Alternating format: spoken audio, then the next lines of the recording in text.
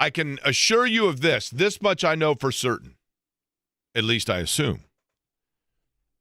Today's show will not come with the level of breaking news information in terms of impactful like yesterday's. But we don't know that, which is why we want you to listen for the next 3 hours, because you never know what might happen, right? You never know what may happen. I saw a fascinating post yesterday on social media of someone saying, and Eddie Garrison, I will lead it right off with you, okay? Put yesterday's Good afternoon, Jake. How are you? Sauce Gardner, I'm well, thank you. Put yesterday's Sauce Gardner trade for the Indianapolis Colts in current NBA terms. Oh, good one.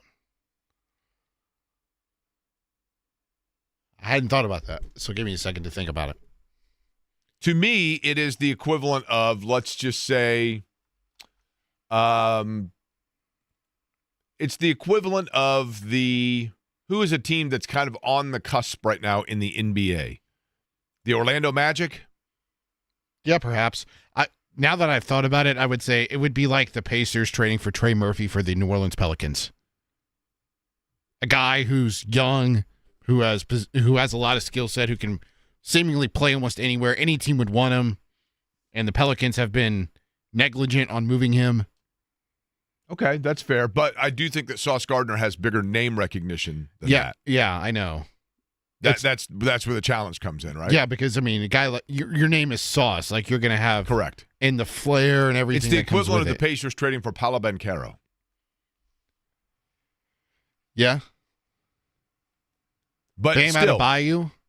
That's a good one. Yeah, that's a good one. Bam Adebayo. That's a good one. Either way. And I'm by no means, I think it was a massive move. Do I think it's the biggest move in franchise history? I do not. But I also understand that people are not listening to the radio to hear a history lesson about how the Colts were involved in arguably the biggest trade in NFL history with Eric Dickerson. Herschel Walker's probably the biggest trade in NFL history, but Dickerson would be right there because they sent 3 number ones, 3 number twos, and a player for one guy who was the 3-time Offensive Player of the Year at the moment and the biggest superstar in American sports at the moment. But I digress. It was a massive move, and it is one that says, and this is the big takeaway from it, now that there has been time to kind of let the dust settle on it and you get ready for Atlanta coming up, and Joel A. Erickson's going to join us in just about 10 minutes. But what this says is that for the first time, and to me it is symbolic, I agree with the magnitude of the trade because of the symbolism of it. Do I think that Sauce Gardner is a player that is going to immediately be the final piece that puts the Colts into the upper echelon? They're already in the upper echelon. They're 7-2. And the way that they're playing is such that you feel confident they can play with anybody. But you feel confident they can play with anybody because you feel confident they can score with anybody. Then the question became, could they limit an opposition from scoring on, say, the final drive of a game? This exponentially increases their possibility of doing exactly that. Now, because I do believe this, and I think there's a danger in building a team specifically with an opposition in mind. That can be a slippery slope. However, with this particular group, and when you look at the AFC, and the AFC to me is interesting because it is the NFL is set up for parity, but it feels like the AFC still is this caste system of the upper elite and then a bunch of the poor and not much middle class. You know that Buffalo is, and I know that they're going to have games they've dropped or whatever else, but when it really comes down to it, in December, January, you really feel like it's Buffalo and Kansas City, and then the Patriots and the Colts are the two that it's like, wait a minute, I guess they are hanging around the party here? And there are those that you thought were going to be there that have just kind of fallen off. I mean, the Chargers would be one that I think a lot of people thought would be better than they are. Even for that matter, the Texans. Denver's curious as well, right? I mean, they're there. But the point being this. Sauce Gardner is theoretically a a piece that does push you even further into that room at the end of the day. But it's also symbolic. It is symbolic because in the tenure of Chris Ballard, it is the first time that we have seen Chris Ballard essentially say, I'm all in. And why that is symbolic is because there have been teams in the past that we, as fans, as media, have anticipated or expected that Chris Ballard would make a move, and he did not do so. And we got frustrated or upset or disappointed or angry because we felt like he was sitting on his hands and not making a move. And so we became accustomed to, and we convinced ourselves and conditioned ourselves into the thought that Chris Ballard was a guy that simply didn't have the mindset or the aggression to go for it when his team was on the goal line. And we assumed that that was because he just didn't have that moxie, or perhaps because his owner was prohibiting him from doing so. We'll never know if the latter part is true. But when I look at yesterday's move and the aggression at the trade deadline of not just going out and getting a defender, but getting one that is in the upper elite area of his position and in the prime of his athleticism at 25. When you look at that, what that tells me is twofold. It tells me that Chris Ballard believes and is all in on the 2025 Indianapolis Colts. And it tells me that in years past, when we assumed that he was not. Because now we know if he believes that a team is on the goal line, he is willing to put in the jumbo package and go for it on 4th and 1. He just did it yesterday. And there have been times in the past where we assumed they were at 4th and 1, and perhaps he, who knows that locker room, knows the people, knows the schemes better than anybody because he's the guy in charge of building it, he must have in the past, even though he sat up in press conferences and said all the right things and got a little bit defiant, he must have deep down in the back of his mind known his team was not that close away where they were a piece from contending. He believes this team is a piece from contending. That should make people feel really good. I mean, and he gets credit for that. That symbolizes that, yes, they feel the time is now. And the last time that we saw this, keep in mind, the last time that we saw that the Colts knew that the time was now, they erred, and they were wrong.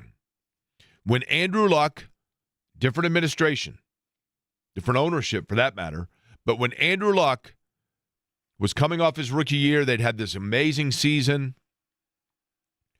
and the Colts went out and said, our quarterback's ready right now, and they pushed in, and they went out and they got Ricky Jean-Francois, and they went out and they got Eric Walden, and they went out and they got, and I can't remember if it's all in the same year, but within like an 18-month period, they went out and got Darius Hayward-Bay, and they got Andre Johnson and Frank Gore, and they took like a 2 or 3 year window where they pushed all in on veteran players that we thought were 8 different final pieces. And what we found after the fact was that experiment erred because they didn't allow things to be watered and grow organically. And timelines are so important in the National Football League. You have Marshall Faulk, who's an elite level talent, and you trade him away and replace him with Edgerrin James, who is an unknown commodity and a rookie. But you are coming off of the rookie year of Peyton Manning, or the second year, I think it was at the time, of Peyton Manning. And so you know that you are establishing same timeline. You're putting both seeds in the soil at the same time instead of having one already grow, one that needs to be plucked, and etc. And what Chris Ballard has done here that is very smart, and I think that we have learned, and nothing against Ryan Grigson. He was pressured, I think, by the ownership into, you got to push all in right now. Seismic trade, go out and get Trent Richardson, shock and awe, big-time whopper, all of that. That was all precipitated by the owner when Vic Ballard went down and basically insinuating to his young, impressionable general manager, this is what you're going to do. And I think the Colts realized that they erred in that regard. And I think Chris Ballard looked at all of that and said, we have to grow this slowly and organically. And Quentin Nelson is in his prime. And Daniel Jones right now is probably in his prime. And Alec Pierce is entering his prime. And Michael Pittman Jr. is in his prime. And Jonathan Taylor is in his prime. And DeForest Buckner's probably starting to exit his prime, but is still a really high-level player.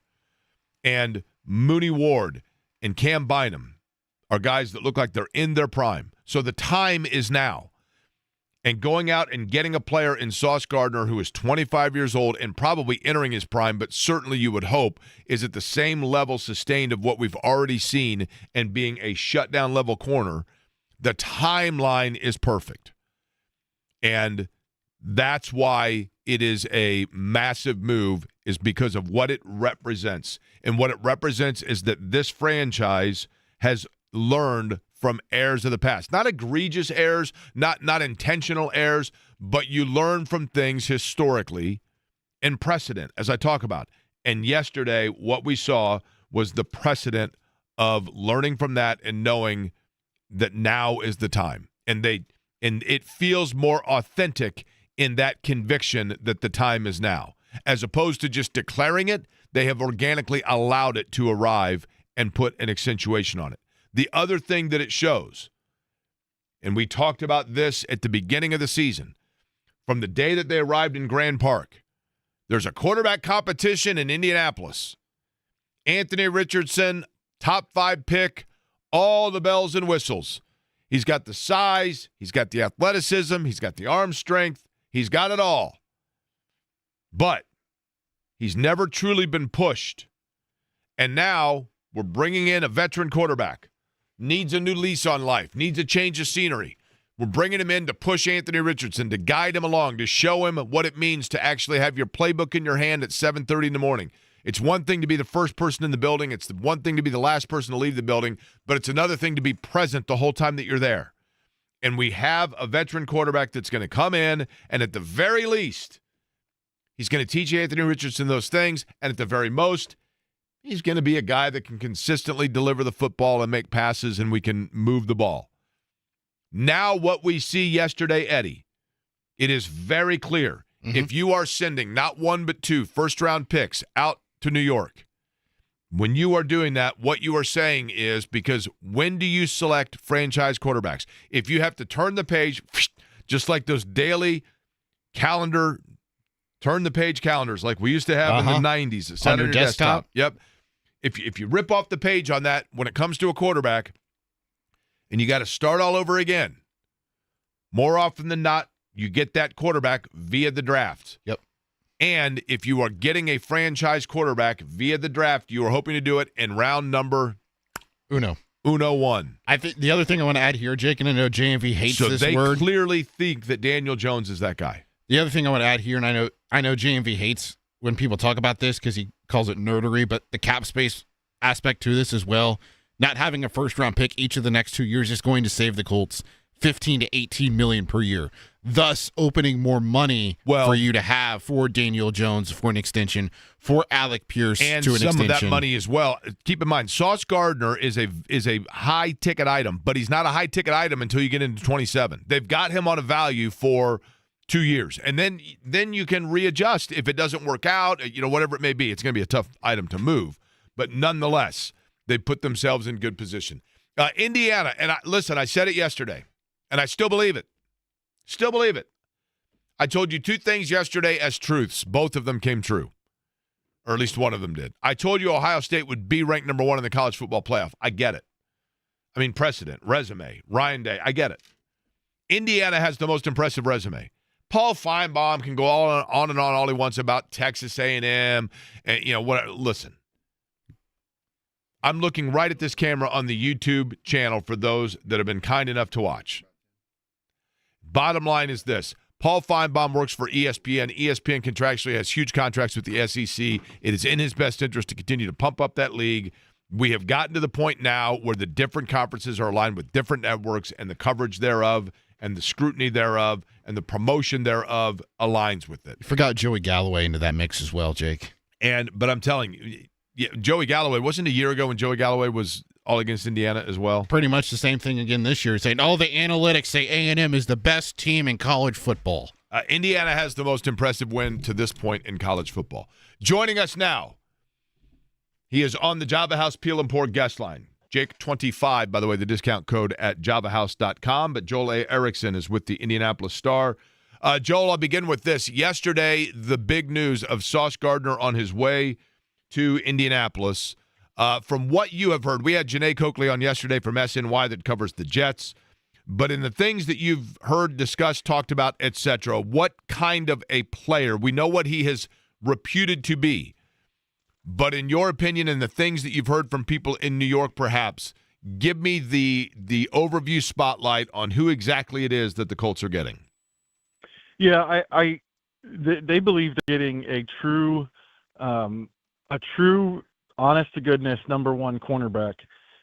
Which, like, if you look at some of the stuff that was written before the season, some of the polls that people do and stuff, they've got him in, like, they got him in the top 5 cornerbacks in the NFL. He hasn't necessarily, like, some of his numbers don't look that way this year, but also some of his numbers look better than they have in the past in terms of the underlying stuff, how close he is in coverage. I also think that part of it with the way he's playing could be just, do we know that Aaron Glenn is a great defensive coordinator? I don't know if we know that yet. And so I think the biggest thing is this. It's not only that they're getting that kind of corner, they got him all the way till 2030, and he's only 24. Yeah, the thing about Gardner, let's go back to this, okay?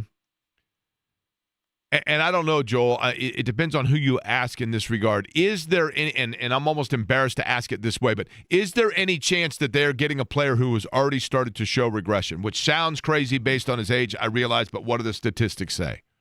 Well, there's definitely a possibility. So the one thing, I know a lot of people out there wanted an edge rusher, and in a vacuum, I wrote this morning, in a vacuum, you take an elite edge rusher over an elite corner because cornerback is a very volatile position. If your name isn't Deion Sanders or Darrelle Revis, it's hard to predict that you're going to be the best corner in the league for 10 years. Patrick Surtain gets there. But if you start thinking, just go through your head and think through who the best corners in the league are right now, you'll feel like, you know what, I don't know if those guys are making that kind of impact. It's a volatile position. So it is possible that you're getting a player who's not going to play at an all-pro level for over the entirety of that deal. Clearly the Colts were willing to take that chance.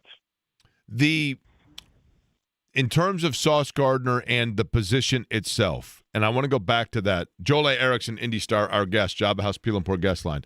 The pass rush, conundrum, if you will.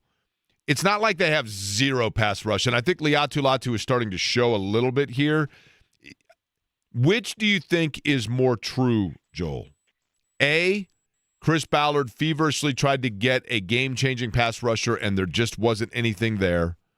Or B, Chris Ballard thought to himself, I like our pass rush, and they are literally a half a second away from numerous numbers of sacks, and if we can just get a half a second more coverage on the edges in the corners, then that gives our guys time to tee off, so I'm going to take care of it from basically the backward direction.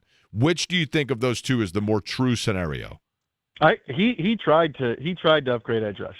He did. He tried to upgrade edge rush, but if you look at yesterday and what happened around the league, you can see why he couldn't get one. They wanted somebody who was going to take the defense to the next level. And I like Jalen Phillips. That's the best edge rusher that was moved at the deadline. There were a ton of huge names that were thrown out there that didn't go anywhere. And all you need to know about whether or not the Colts offered enough to get those guys is that they didn't move anywhere. And they gave up 2 first-round picks plus A.D. Mitchell for Sauce Gardner. So clearly they were willing to go all the way to the mattresses if they had to.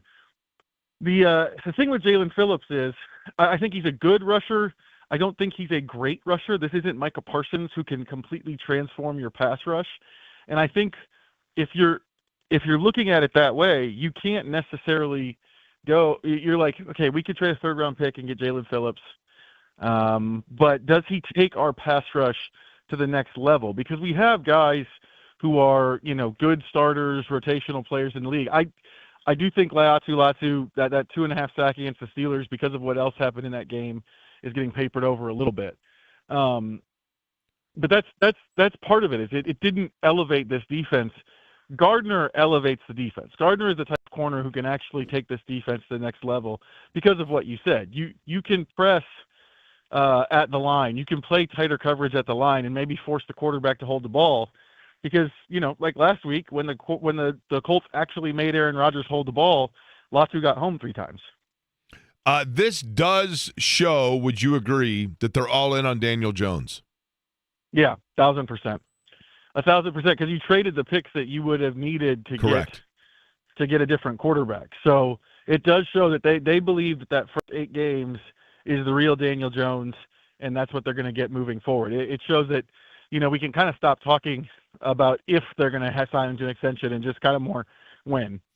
Joe, let me throw you something that somebody mentioned to me yesterday, and it sounds kind of absurd, and then when you look at it, you go, okay, I get it here. This makes some sense. Is there the possibility at the end of the year, if the Colts, let's just say hypothetically that the Colts, stay on the course that we expect, and that they are locked into the 1 or the 2 seed with 2 games remaining or a game remaining, is there a chance that they give significant snaps again on field to Anthony Richardson just to display who and what he is to try to recoup something for him? I think if he's healthy enough, yeah, I think you could do that. And if they're locked into the 1 or 2 seed, obviously you don't want to play Jones in that scenario. You need him for the playoffs. I think, yeah, I do think you put Anthony Richardson back in there, provided he's fully recovered from his eye injury. How much of Chris Ballard's new aggression is because he has a new owner? It's a great question. That's a great question. I've said this before. I did, one-on-one interviews and stories with all 3 of the team's owners now. And one of the things that came out of my interview with Carly that I came away thinking was she kept coming back to over and over again, I don't want to evaluate somebody without knowing if do they have everything they need. And it sure seems like Lou Anarumo needs corners.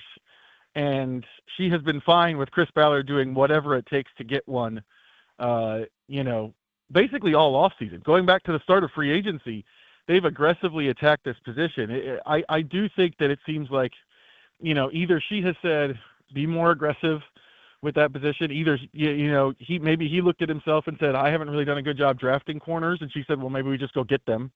But yeah, I do think it's impossible to kind of look at the way this has gone and not think that she's involved in some way or the other. Could it be that Carly Ursay-Gordon is not necessarily standing in the middle lane with the sign up? When you see, you ever drive on Meridian, you see these guys that come out of nowhere and they're running traffic for a parking garage that's letting out. Have you ever had this happen, Joel? Yeah. Do we know if they have authority?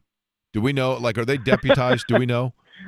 These guys are at every NFL game, by the way, like in random spots, and I'm pretty sure that most of them don't have any authority. Right. But we pay, it's like the yellow shirts. You pay attention, though. You have to, right? So, that said, do we know if Carly – maybe we'll never know this, Joel, but if you had to guess, is your gut telling you that Carly Ursay-Gordon is, in fact, saying to Chris Ballard, waving him right now, like, traffic is open, let's go, you have the green light? Or is it more so just that no longer is there someone standing there with the little sign that says stop? I think maybe more the second one. I get the impression that she is like it's what she said, is that she's kind of like, I got to see how everything plays out. And I think she probably asked some questions about why are we making this deal? What's going to happen? But yeah, I think, when she got the answer she wanted, she was like, it's fine to go. Yeah, the Joel A. Erickson is our guest. Indianapolis Star is where you can read his work. He is on the Java House Peel and Pour guest line. Joel, Sauce Gardner, I'm assuming we know the answer to this, but I will ask if there has been any official clarification. He is on field Sunday in Germany, correct? Provided he clears concussion protocol, which I have no reason to think he will not. I did not realize he was in concussion protocol, actually. He is still in concussion protocol. He suffered one against Carolina in Week 7. He missed their win over the Bengals in Week 8 and then had a bye week. Gotcha. Okay. And has not cleared yet. So actually, we just talked to Shane Steichen. It seems likely that we will not talk to Sauce Gardner today here because the independent neurologist has to clear him. They're not allowed to talk to the media while they're in protocol. Now, the other side of that would be with Mooney Ward and, that side of the story in terms of concussion protocol. Where do things stand there? They have steadfastly said that they expect Ward back at some point this season. But you have having the 2 concussions in about a month and a half is why they had to place him on IR. Are they otherwise, Joel, when it comes to, because you're going into this situation, you want to obviously play strong coming off of the Pittsburgh disaster, we'll call it that. And I had mentioned the fact that it kind of creates this wrinkle with Atlanta because Atlanta's a little bit tricky. I think defensively they're pretty good. Offensively they've got some playmakers, but now you definitely don't want to limp your way into the bye knowing that Kansas City's on the other side of it. Where are they from a health standpoint? Is there anything that has surprised you that's popped up? Tyquan Lewis being out of practice today is interesting. He practiced in full on Thursday and Friday last week and then got downgraded to out, and now he's not practicing today. They said we'll see how the week goes with him. That's a little surprising. It's a little surprising he was able to practice in full 2 days last week and now is not practicing today. I know it's the off day for everybody, kind of, but you would think that if you're a player coming back after missing 2 weeks that you'd be more likely to practice. So that's the one I think that I'm watching. Number 2, or I have 2 questions. Number 1, what about Jalen Carlisle? Do you anticipate him being back anytime soon? It does not seem like maybe after the bye. I don't know, but we haven't seen him. They haven't activated his practice window. We've seen him out at practice. We haven't, they haven't activated him, and every time we've asked, it's kind of been like, nope, not yet. And then number 2, with the addition of Sauce Gardner, what does this mean for the future of Jalen Jones and Justin Woolley, a guy that the Colts were high on who was going to be the starting cornerback opposite of Travarius Ward going into the season until he got injured? Well, so I think that one of the things that it does for both of those players is it opens up the possibility for Lou Anarumo to play the kind of dime coverage and matchup football that he desperately wants to and hasn't been able to because of all the cornerback injuries. No one has said this, but we had a conversation with Anarumo about tight ends, I guess before last week.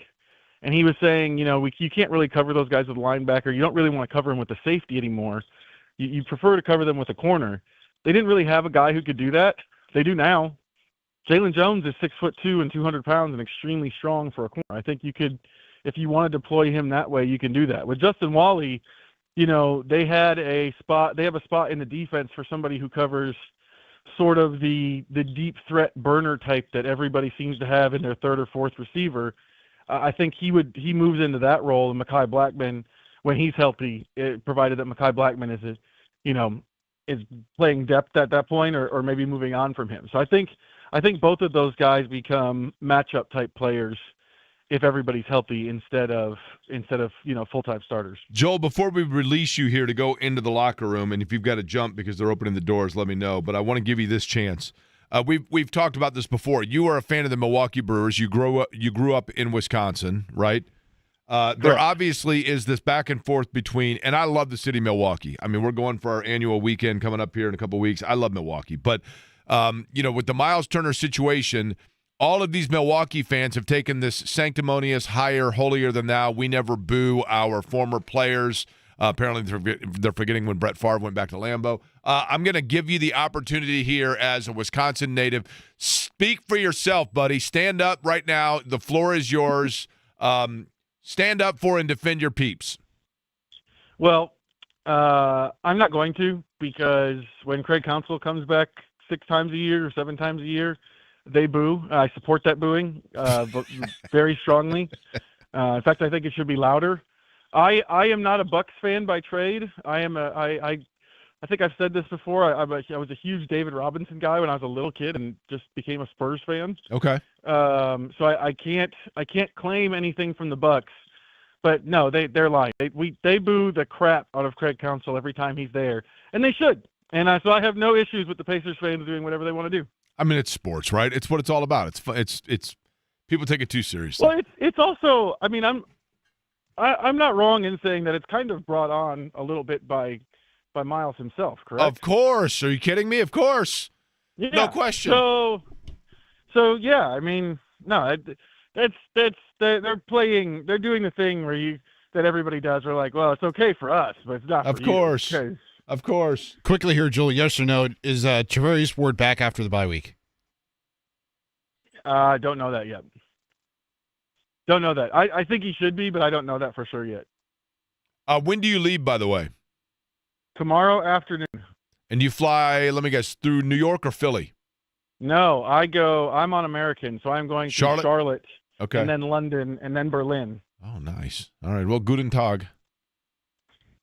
Enjoy. We will be very tired when we get to the Colts practice on Friday. It's all right. That's all right. It's the way it goes. Suck it up. Yep. All right, Joel. Appreciate it, man. You bet. We'll talk to you later, guys. Joel A. Erickson joining us on the Java House Peel and Pour guest line. By the way, I have a wardrobe accentuation for people that think that I wasn't excited enough, fired up enough. Nobody said that to me, but if you didn't think that I'm all chips in on yesterday's announcement, I got news for you, and the YouTube audience will be able to see it because I brought along a wardrobe accentuation that says, let's go. Let's go. It's the one that you should even get for yourself to wear to Colts games to say you are in on the new guy. Welcome to town. We'll talk about it next.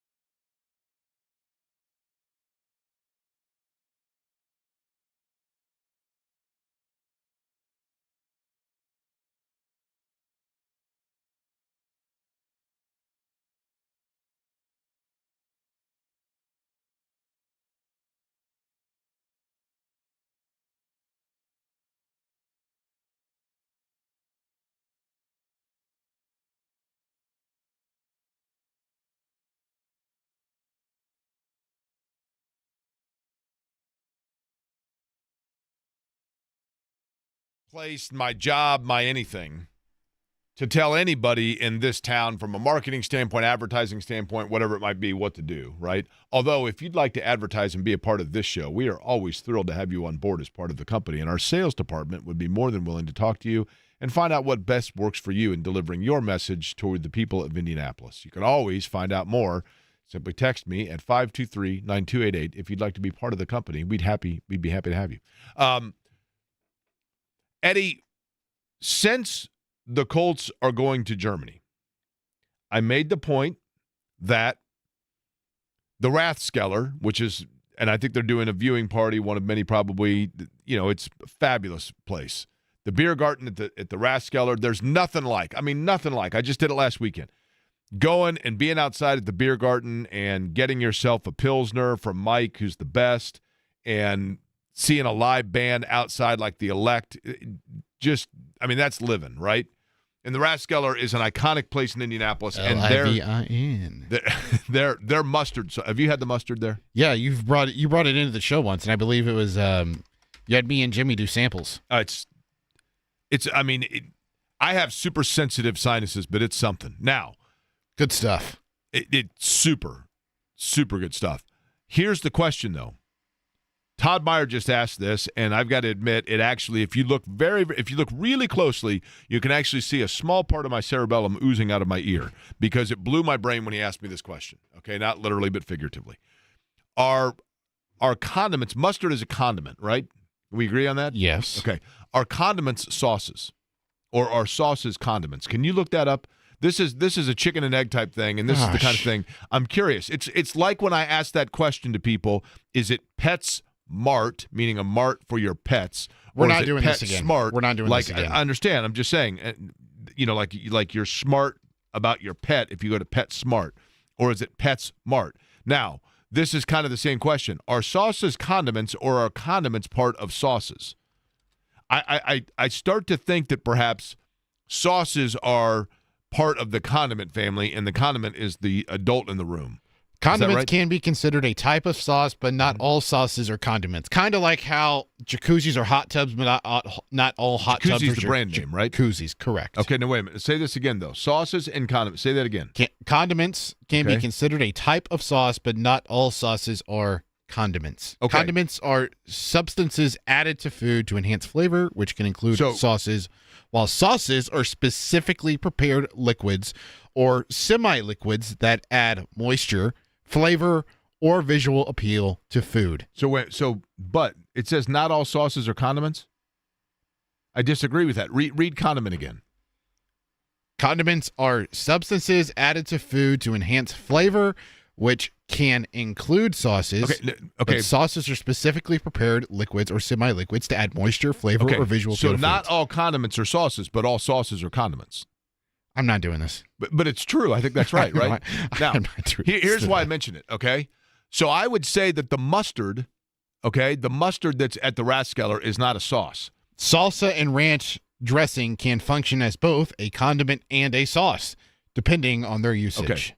But I think that what we're getting at here is that all sauces are condiments, but not all condiments are sauces. But in essence, the distinction of often lies in how they are used in relation to the dish. Okay. What is the most based on that definition? And I'm our friends at the Rathskeller and their fantastic mustard. I'm taking that off of the table because of our definitions here that we're loosely coming up with. So what is the most famous sauce in Indianapolis? If you're watching a Colts game and Jim Nance is doing a Colts game, or it's the NFL Combine, who are they always showing? What sauce are they always showing? St. Elmo's cocktail sauce. So I am so on board with Sauce Gardner as a Colt that for the rest of the show, right here, baby, I'm rocking the St. Elmo hat today because, yes, they're known for their steak, but they're known for their shrimp cocktail sauce. And listen, I'm not here to tell anybody how to do their marketing. But St. Elmo, who I'd love to have as part of the company, they need to get on board with Sauce Gardner, right? He needs to have immediately some sort of a sponsorship deal with St. Elmo. Am I right? He is now, no matter what the guy does, he will always be the second most famous sauce in Indy. But I don't know about condiment. Shane Steichen spoke earlier, perhaps even about exactly that, and we'll let you hear from him next.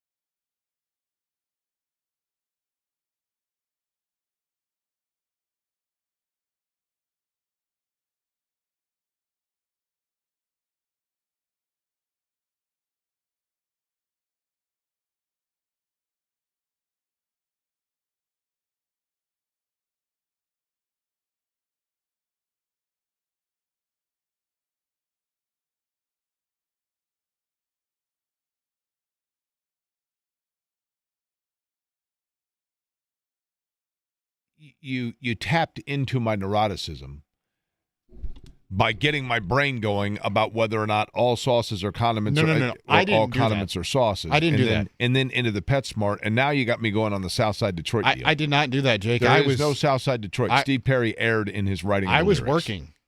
I was working while you and Todd were gossiping. So I think what it comes down to is this.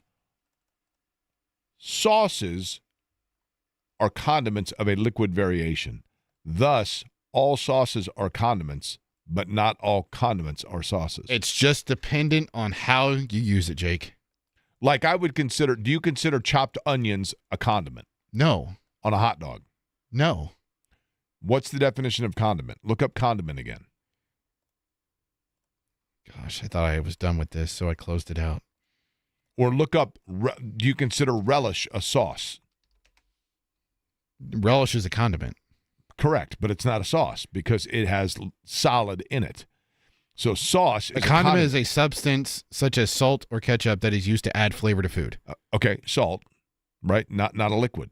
Sauces, on the other hand, are condiments of the liquid variation. So all sauces are condiments, but not all condiments are sauces.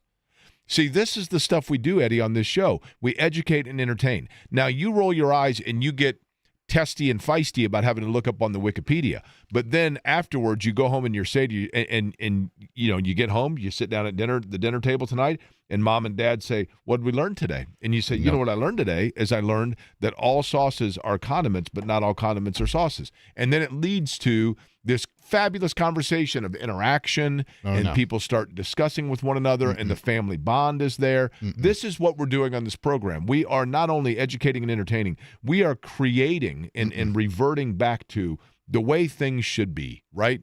The bond at the dinner table of having... You're not like these folks that are just putting on the headsets and locking into a device and then putting yourself virtually in some sort of cafe in Brisbane. No, you're sitting and interacting with your family at the dinner table the way it should be. And occasionally looking at mom or dad or sister and saying, "Can you pass the condiment?" No. And they say, "You mean the sauce?" And you say, "No, the condiment, one of a solid variation." If it was liquid, though, that would be a sauce. And then everybody goes on about their way. Shane Steichen spoke earlier today about, just moments ago, as a matter of fact. Obviously, the big topic of conversation was Sauce Gardner. And yes, he's going to say exactly what you think he's going to say in terms of their thrill in being able to get a guy that is, in fact, a number one corner as he listed him, and a guy that brings a whole new an elevation to the defense just in terms of his approach. But what about the skill set itself, I should say? When it comes to Sauce Gardner and what he does that is different, they do have good corners, do the Colts win healthy. But Shane Steichen, my question for you is, you talked about Sauce Gardner and how you think he's a number one. Tell me more, Shane, about what makes you think that and what it is about the skill set of Sauce Gardner that jumps out to you. Yeah, I think his coverage is elite. I think the way he covers receivers one-on-ones, how tight he is in coverage, how aggressive he is. He's long. I mean, he's 6'3", and he can change directions, get on receivers like crazy. So obviously going against them over the years and now to get him here, like I said, just an elite player that we got. Okay, other question I get, and I want to get this from both sides because I think people find it interesting, as do I, and that is when there is a trade where you have a player coming in, or in the case of A.D. Mitchell, and obviously with 2 draft picks, a player going out, you know, do you have the discussion with them? Do you talk to them on the phone? Do you wait for them to find out from, the fact that, maybe A.D. Mitchell was listening to the show yesterday and just heard like, "Oh, wow, I was traded." Several people got upset with me because I made a joke about him on X, and, I think he probably has bigger things to worry about right now. But nonetheless, so that's the question, Shane. When it comes, we'll begin with Sauce Gardner. He's on his way to becoming a Colt. Has Shane Steichen, have you yet talked with Sauce Gardner? Yeah, I mean, had a chance to talk to him on the phone yesterday. We texted back and forth a little bit, talked to him just a little bit this morning. But, I think he's excited for a new chapter, in his career and being around the guys that we got. Like I said, adding him to the fold, I think he's excited. As for A.D. Mitchell, the other side of it, which can be tough, and that is Shane Steichen, did you address the news or did you talk to your young wide receiver who is now a New York Jet? Yeah, I did. We talked to him, before the trade happened, right before it happened. And obviously, I got a lot of respect for AD. I think AD is a very talented player. This is, part of the business. And like I said, I wish him all the best. I hope he goes and has great success in New York. Flippancy aside and kidding aside and X's and O's aside, we all have a group of friends. We all have a group of college friends or high school friends or work colleagues. And, work is an interesting thing no matter where you work, because oftentimes you find yourself in situations where you go in and somebody is one day a competitor and the next day a colleague. I remember, and I've told this story before, Mark Janes, who's now the chief announcer and the voice of the Indianapolis 500. When I got hired at WIBC years ago in the sports area, I was doing the sports for Jeff Pigeon, who is just the absolute best, and Terry Stacy. And the two finalists for that job were Mark Janes and myself. And I didn't know Mark Janes. I'd not met Mark Janes. I knew of his work, obviously. And I got to do that job. And then shortly after, about 7 months later, I got hired to do stuff for the IMS radio network, and, that Mark was already a very established part of.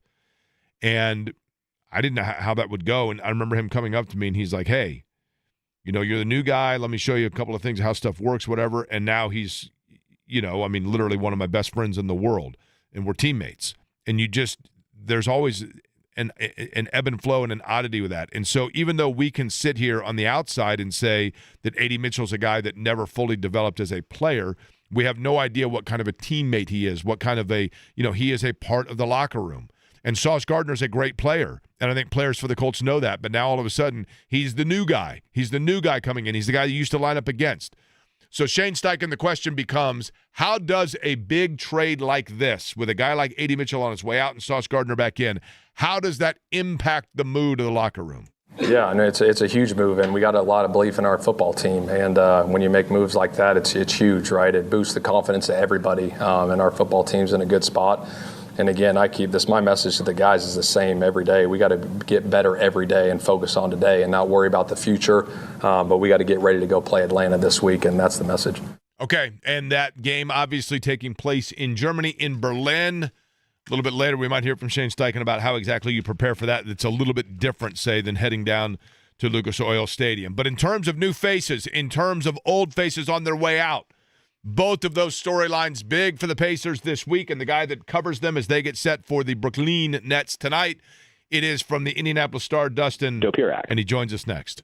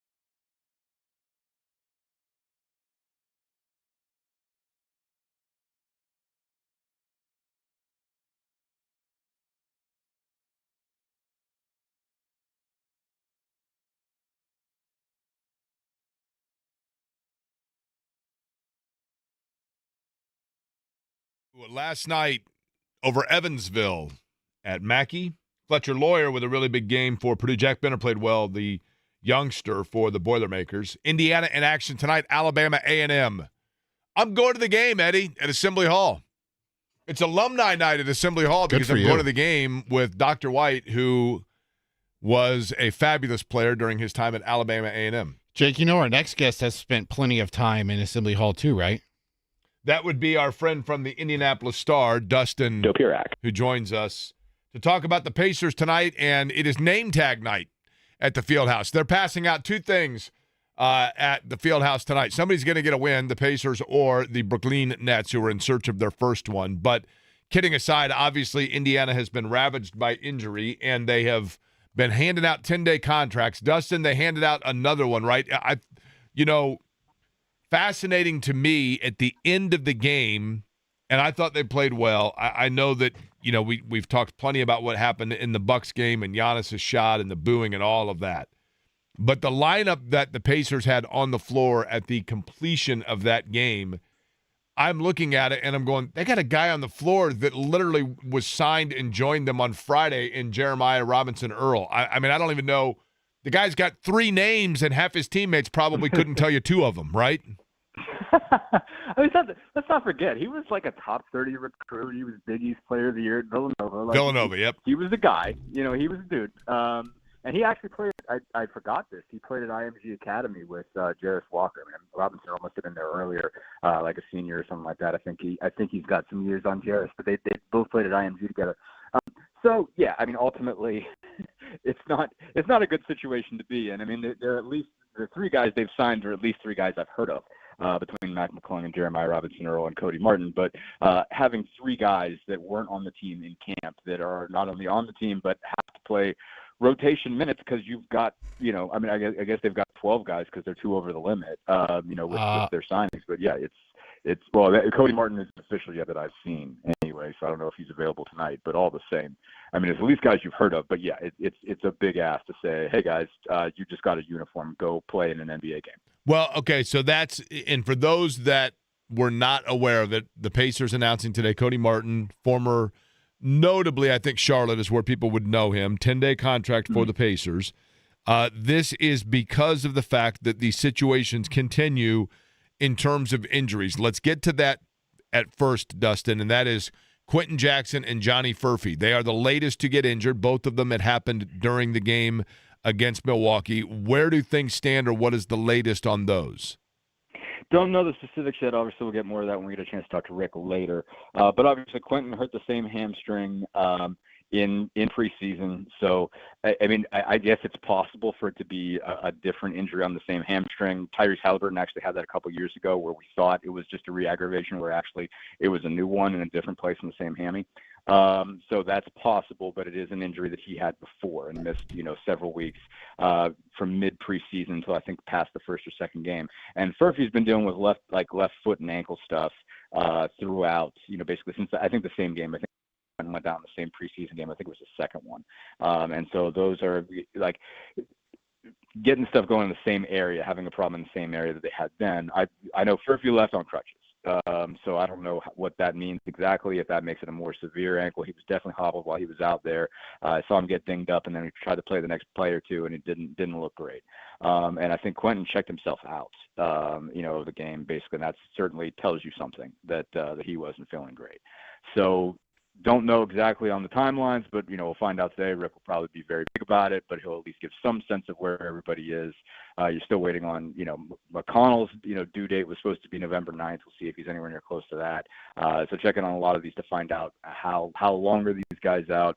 Rick's been pretty evasive about this stuff when it hasn't been something that he could shoot forward a month or two, but, we'll see what we hear from them. But I imagine they're both going to miss some time, especially since it is either a re-aggravation or an injury in the same general area. You'd have to think that it's reason to be careful. Dustin Dopirak is our guest from the Indianapolis Star. He is on the Java House Peel and Pour guest line. Dustin, the center position, it is so early in the year, and it is probably even unfair to adequately try to gauge everything because we just don't see the supporting cast around the center that we would be seeing if this was the playoffs and everyone's healthy. I understand that. However, However, if I were to nitpick something, it would be that I thought I would see more out of Jay Huff than now. And in particular, defensively, to me, it looks like he needs more strength, and Tony Bradley perhaps has moved in front of him a little bit. I think we know Isaiah Jackson, is starting to show some progress. Where do you assess the center position? Yeah, I mean, I think you nailed it. I don't think you've seen too much out of Jay Huff yet. I'm looking at the numbers right now. It's not great, and he's blocking some shots, and I think that's. But there's the blocking shots piece of defense, and then there's the rest of the piece of defense. It's like when someone's driving at you, being able to wall them off, and he hasn't shown a great capacity. I don't think for that, and not shooting as well as you would need to make up for that. He's 3 of 17 from 3 of so far, 9 of 26 from the floor. Rebounding numbers aren't spectacular. He's got 15. He's got 10 off shots, which does lead the team to 6 more than anybody else. And so you're seeing that capacity to get up and at least pin stuff off the wall, and that's something that's worth pointing out. But I mean, I think there were people that thought he was going to be just a cheaper version of Miles Turner, and he's not. You're not seeing that at that level. And yes, defensively, he's not really. If you're driving at him, he's not giving you as much resistance as you need to see. When the ball goes up, he's got of pinning it off the glass, and that's worth noting. But he's not dominant on the glass. He's not walling you off trying to get to the paint in the first place. Just not moving as quick as you want to. You're not seeing the same level of condition that you'd like to have. It does take getting used to, I think, for these big guys in particular, to get used to what it requires to play as fast as these guys do, and to defend like 94 feet. If your big man goes into the backcourt, they expect you to pick him up the whole way, and that's something that takes some getting used to from some guys. And I don't think you've seen Jay Huff get used to it yet. Bradley, as Rick Carlisle continues to say, just plays a very, very simple game. He just takes the shots that are easy and close to the bucket, boxes out really well, isn't super athletic, isn't super fast, but just, knows what he has to get in the way of and does a great job. He's shooting 71% from the floor so far, which is really impressive, rebounding at a pretty good rate. I think he's up there to, 1 or 2 in offensive rebounds on this team, doing a good job of chasing stuff down. So absolutely, at this point, he's clearly ahead of Jay Huff as far as if you're looking at the center depth chart. But Huss had to play a lot of power forward too, is the thing, because you end up starting all 3 of those forwards that you have remaining in Siakam and Neesmith and Walker, and that's why they're picking up guys like Robinson Earl and Cody Martin in the first place. Ben Shepherd and Jarris Walker. Which of those two to you, Dustin, appears to be settling in more comfortably with increased responsibilities and minutes? Walker, and neither one of them. It's definitely both of them are. They're trying really hard to swim. You know what I mean? Walker, I think, is just. I mean, they're asking a lot of Walker. They're asking him to go get a lot of shots. It's funny. Basically the charge for these guys for the last couple of years has been catch and shoot, move the ball, quick decisions, just don't have the ball in your hand a lot. And now guys like Aaron Neesmith and Jarris Walker have to create. So basically everything that they're being asked to do everything Benedict Mathurin did, when for years Benedict Mathurin was asked to do everything Aaron Neesmith did. So I think there's some irony in that. But I mean, it's interesting. I mean, Walker's at 34% from the floor, 31% from 3, but it's just he's got to get volume up, and that's actually more important now, is just to find ways of creating stuff and giving him opportunity to shot and put the ball off the glass and hope something works out. And so I think Walker is doing, I think, better because he's ultimately just being more productive. And I think that's the charge right now, is just produce. Like being efficient isn't as valuable as it was. Like, you've got to be able to create something, because there's not the same number of creators. Somebody's got to create. And Walker's been better at creating. I don't think Shepard's done a bad job necessarily, but I mean, he's not shooting it well. He's 5 of 27 from 3, 32% from the floor. He's done an okay job, I think, of running the point. But it is more than he's usually asked to do. He's been fine in a situation where it's just, hey, shoot it or move it. You're either going to get a clean, wide open look and you hit it, or you keep the ball moving, and that's what you do on offense. You sprint to the corners. When he's had a basic responsibility, he's done it really well. But he's asked to do a lot more. He's asked to handle a lot more. He's asked to create a lot more. The shots aren't as good because, again, like he's got to get volume. He's got to take shots he wouldn't usually take. And so that's, ripping into his efficiency numbers. And so you're seeing Walker, who has the capacity, I think, to create more, has been more productive. Dustin, in playing basketball and in watching basketball, there are very few areas where playing pickup basketball or high school basketball or college basketball translates into NBA, obviously, right? Right. But it does offer perspective when you view. And one of the things that I've noticed, and I just simply want to ask if this makes sense, one of the things that is an underrated aspect of the game is players that I've always said you can tell when a guy knows at all times where the rim is in relation to where they are, especially low post players when their back is to the basket. They always know where the basket is. And you can kind of tell when guys, if things start moving too quick, when it throws them off a little bit on where they need to be. Jarris Walker, to me, it seems like in the last 5 games, that has all finally slowed down, where he seems to have a better feel and natural tendency of knowledge of space on the floor than he did as a younger player. Does that in any way make sense? Yeah, it does make sense. I'd have to basically look back at stuff to see if I agree with that. But I mean, I think I do. He does seem just overall more comfortable. He's definitely. It's just such a scrambled setting. But they just have to grow up. I mean, I'm not saying that they're not. That's not like a dig, but these guys really have to mature under fire fast. And I do think you're seeing that because it's just like he's going in and taking shots that require some kind of spatial understanding that you're like, okay, like you're going to drive at the basket, you're going to get walled off, you're going to have to turn, you're going to have to spin, you're going to have to do something and get yourself a good look because, there's not going to be that, open pass that you've been used to the last couple of years because when this thing works, there's a lot of easy, simple decisions to be made. Now there's not as many simple decisions. There's a lot more of you got to go through contact and you've got to find a way to create something off movement, off the bounce, off a spin, off of something. And when you go up, you got to, you got to be pretty well oriented into where the ball needs to go and where you need to shoot the ball. It's tough to calibrate that if you don't have a great sense of it when you jump. And I do think you're seeing that. I do think he has a better sense of, okay, how far do I need to go to get someplace where I can make this spin move and how much am I going to have to put on it when I do? You've seen some pretty awesome movement, spinning, turning, off balance shots from him. It's stuff that you didn't necessarily want him to do before, but now that you need him to do because you just don't have anybody else to create. And I think there's growth that comes with being thrown into that fire. Dustin, something I noticed in that loss to Milwaukee on Monday night, typically, especially, last year and when Pascal first arrived with the Pacers, he was playing the first 5 to 6 minutes and he would sit like 2 to 3. He'd come back and finish the first quarter. On Monday night, there was a shift. They didn't sit him at all in the first quarter. He pretty much played all 12 minutes. Is that something that Rick Carlisle and the coaching staff is going to do from a game-to-game basis, or is that kind of his new rotation now moving forward, knowing, hey, we need to start off better in these first quarters and I need to have my best player out there for the first 12 minutes? Yeah, I think it's just a question. They're just having a hard time taking him off the floor. At the end of the day, he just in the role he's in, he's so far above everybody else. I mean, what it was last year was all right.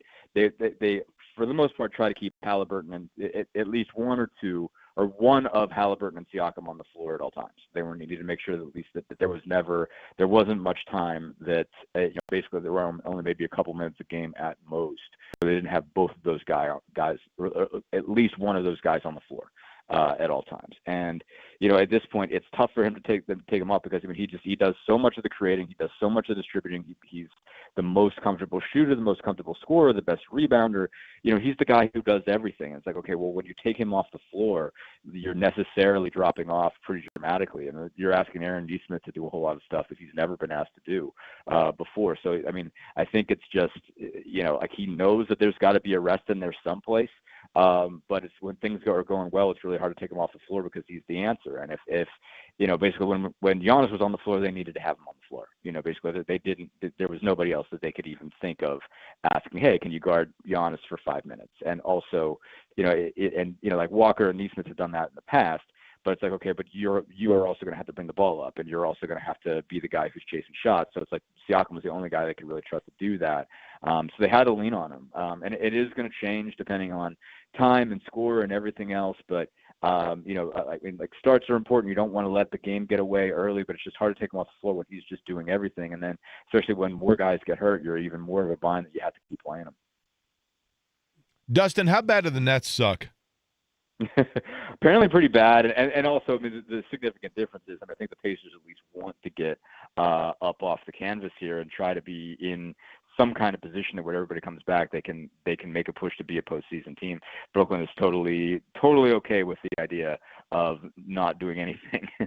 So they're doing just fine with being 0-7. They're not upset about this at all. They're getting beat by an average of 15.7 per game. it's like them in New Orleans are getting beat just as bad. I think they have the worst point differential in the league.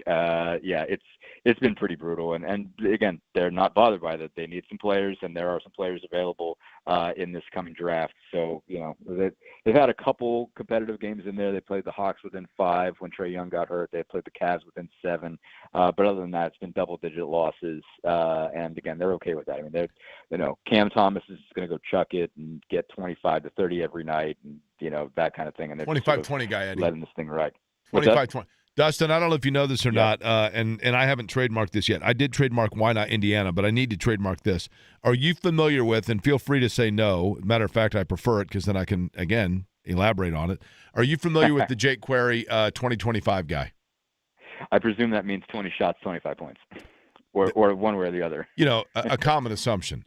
When I say this, now here's the thing, and I have this impact on people, okay? I'm an acquired taste, but oftentimes, Dustin, I'm the taste that later you say to yourself, I kind of liked that, and then before you know it, you're like, I've bought it every day.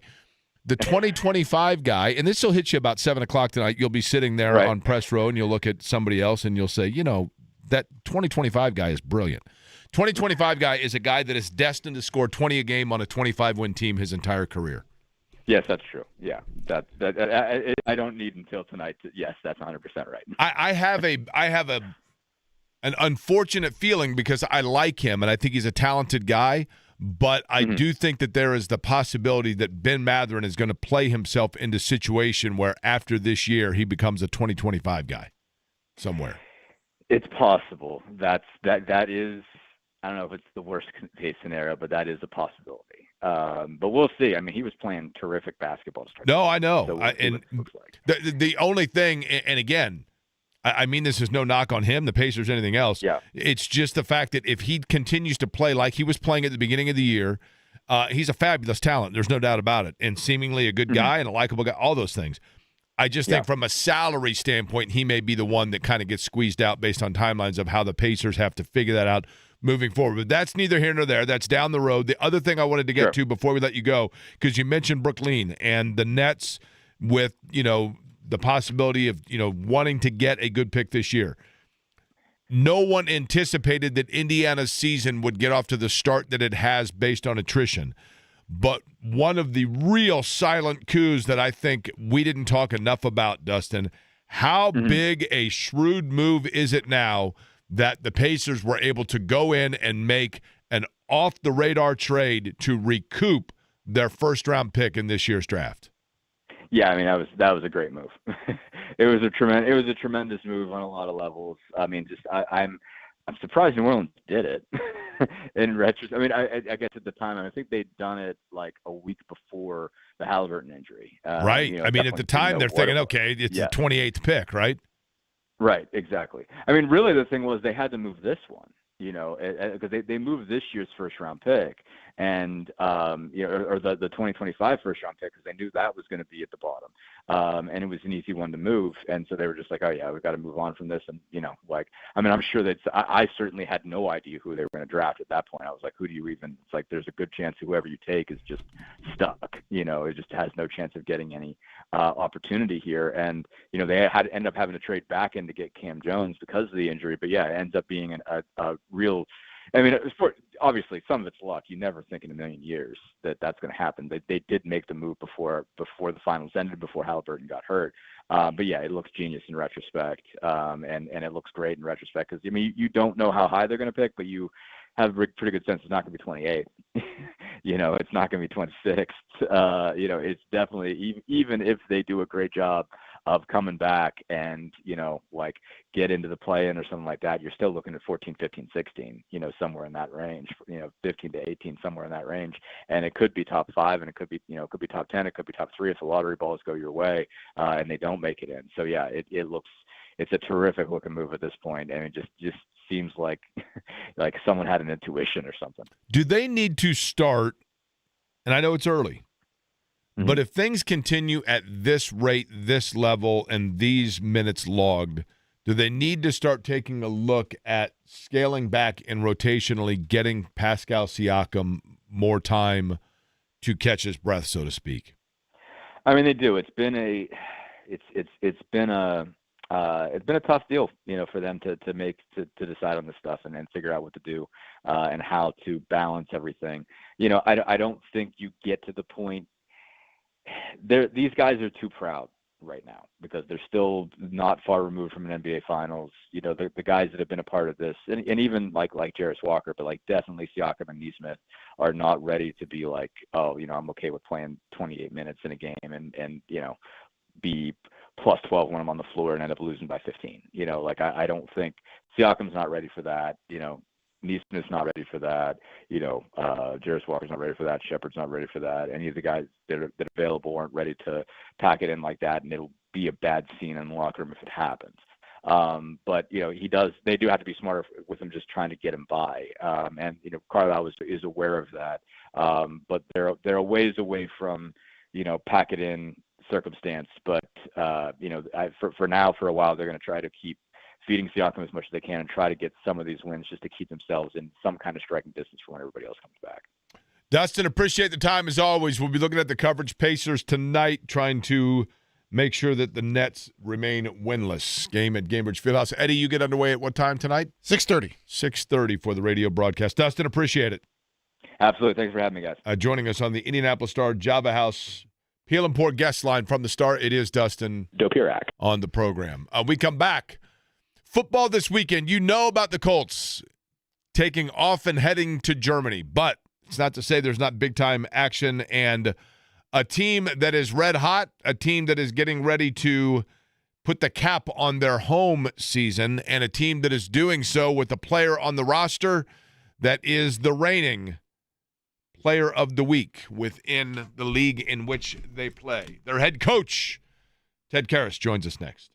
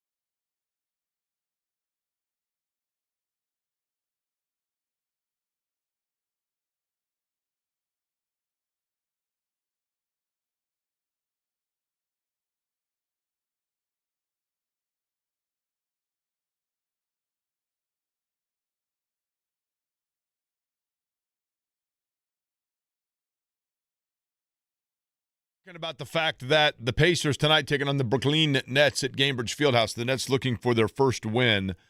And I believe that's the case for the opponent for Marion in their home finale coming up on Saturday. The Knights taking on Judson.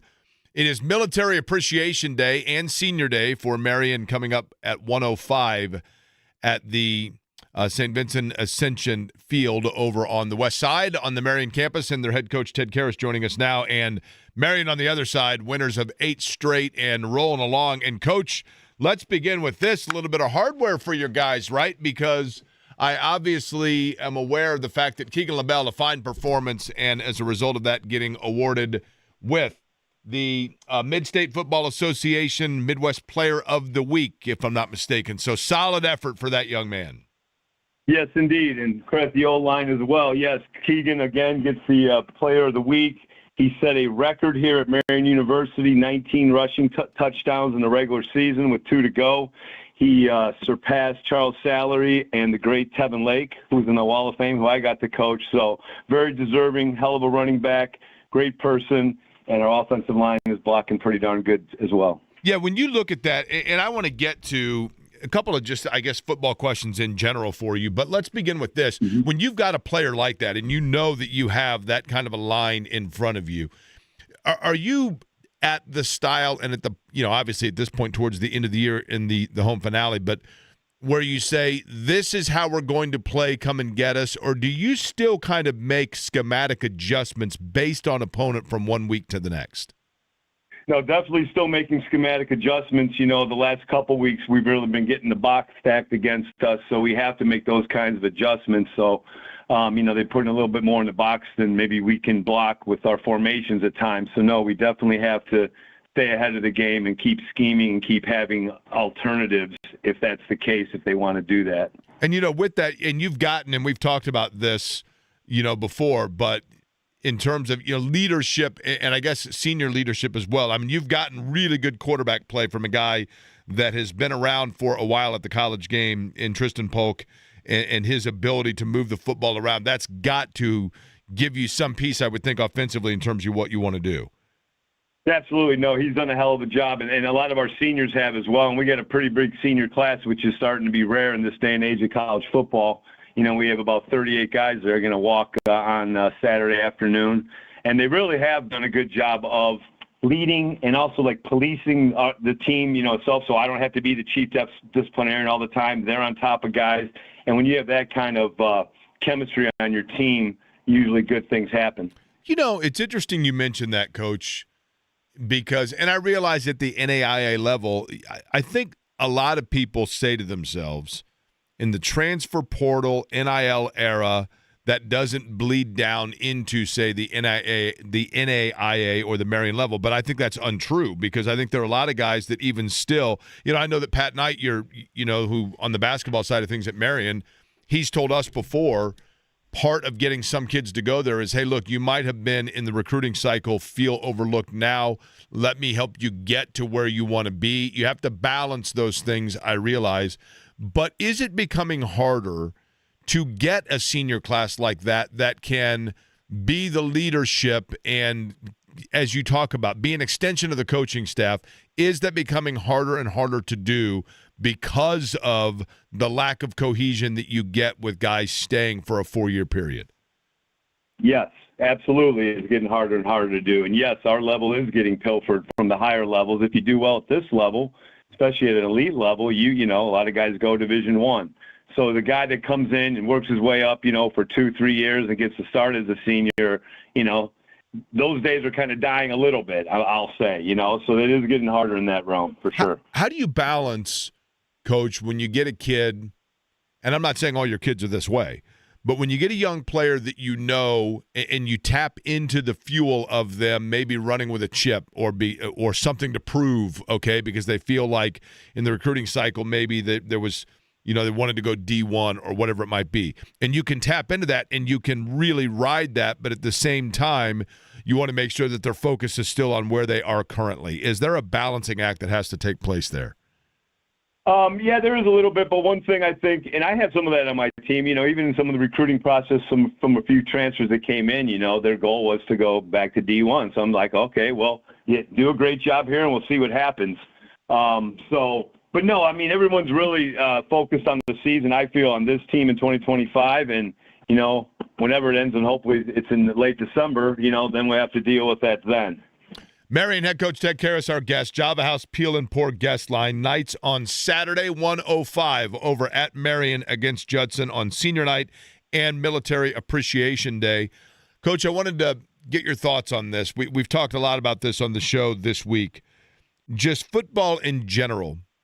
When you look at a defensive ability to get to the quarterback, in your mind, okay, can a really elite cornerback group offset a lack of executing defensive line, or is it more so that a really elite defensive line can offset an otherwise lackluster cornerback room? Which one more feeds off the other?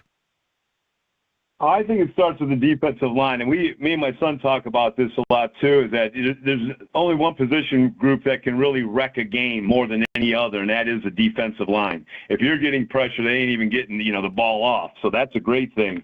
So I think the defensive line being able to wreck a game, being able to get pressure, being able to get sacks is huge.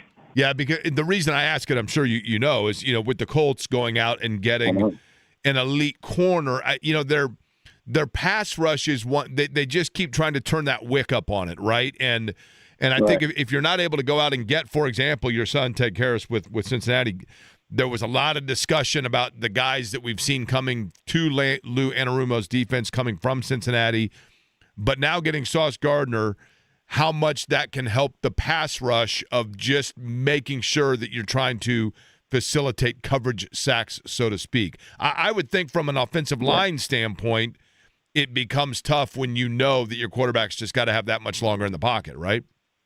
Absolutely.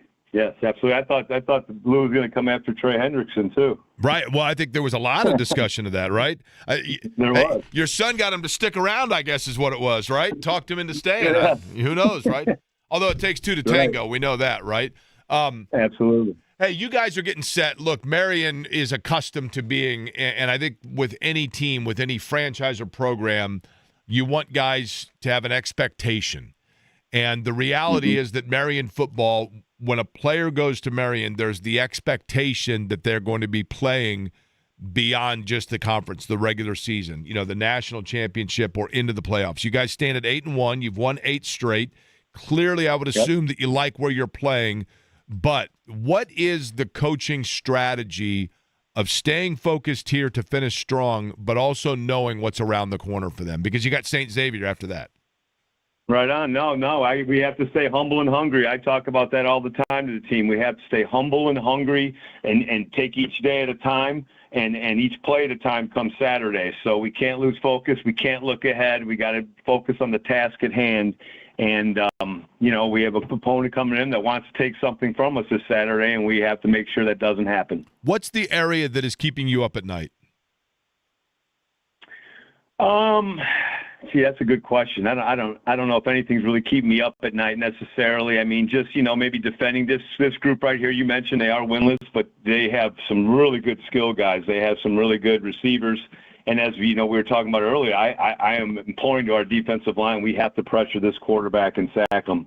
So I guess that keeps me up at night. Really good skill players for the other team. The other side of that, Coach, is it does appear as though, as we talked about, that you've got some offensive balance, and you can hit teams in a couple of different ways. And defensively, you're playing very well. But what area of your football team, if the last time that we talked, for example, what was an area that maybe was of concern or that you had question about that you have been pleasantly surprised by that is at a higher level than what you anticipated?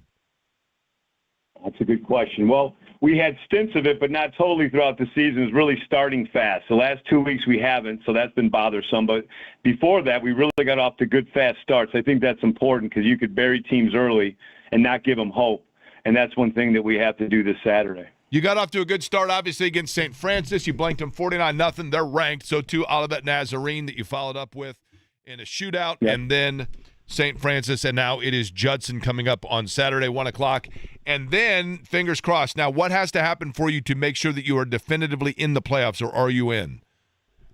Now, definitively in the NAIA if you win your conference outright. So that's the 13 teams in the 13 conferences, whoever wins their conference outright. So we got to win these next 2 games. And then what comes after that is there's a whole new criteria with performance index and all this, is the 7 at-large bids. But if we can win the next 2 games, we are definitively in. So you went. That's what you preach to your guys, man. Control it, right? Don't put the destiny in somebody else's hands, right? Absolutely. Well, Coach, I'll tell you what. We're going to talk to you during the playoffs because I got a feeling you're going to be – I don't want to jinx anything. But we'll talk to you at that time. And, again, Saturday, 1 o'clock, it is the home finale taking on Judson. Military Appreciation Day, 1:05 p.m., and Senior Day as well. Coach, appreciate the time as always. Best of luck, all right? I appreciate you, Jake. Thank you. Ted Karras joining us from Marion and the Knights, 105. That's a great facility over there. And I'm telling you, every time I drive past, I just played golf, I don't know, maybe a month ago, right across the street.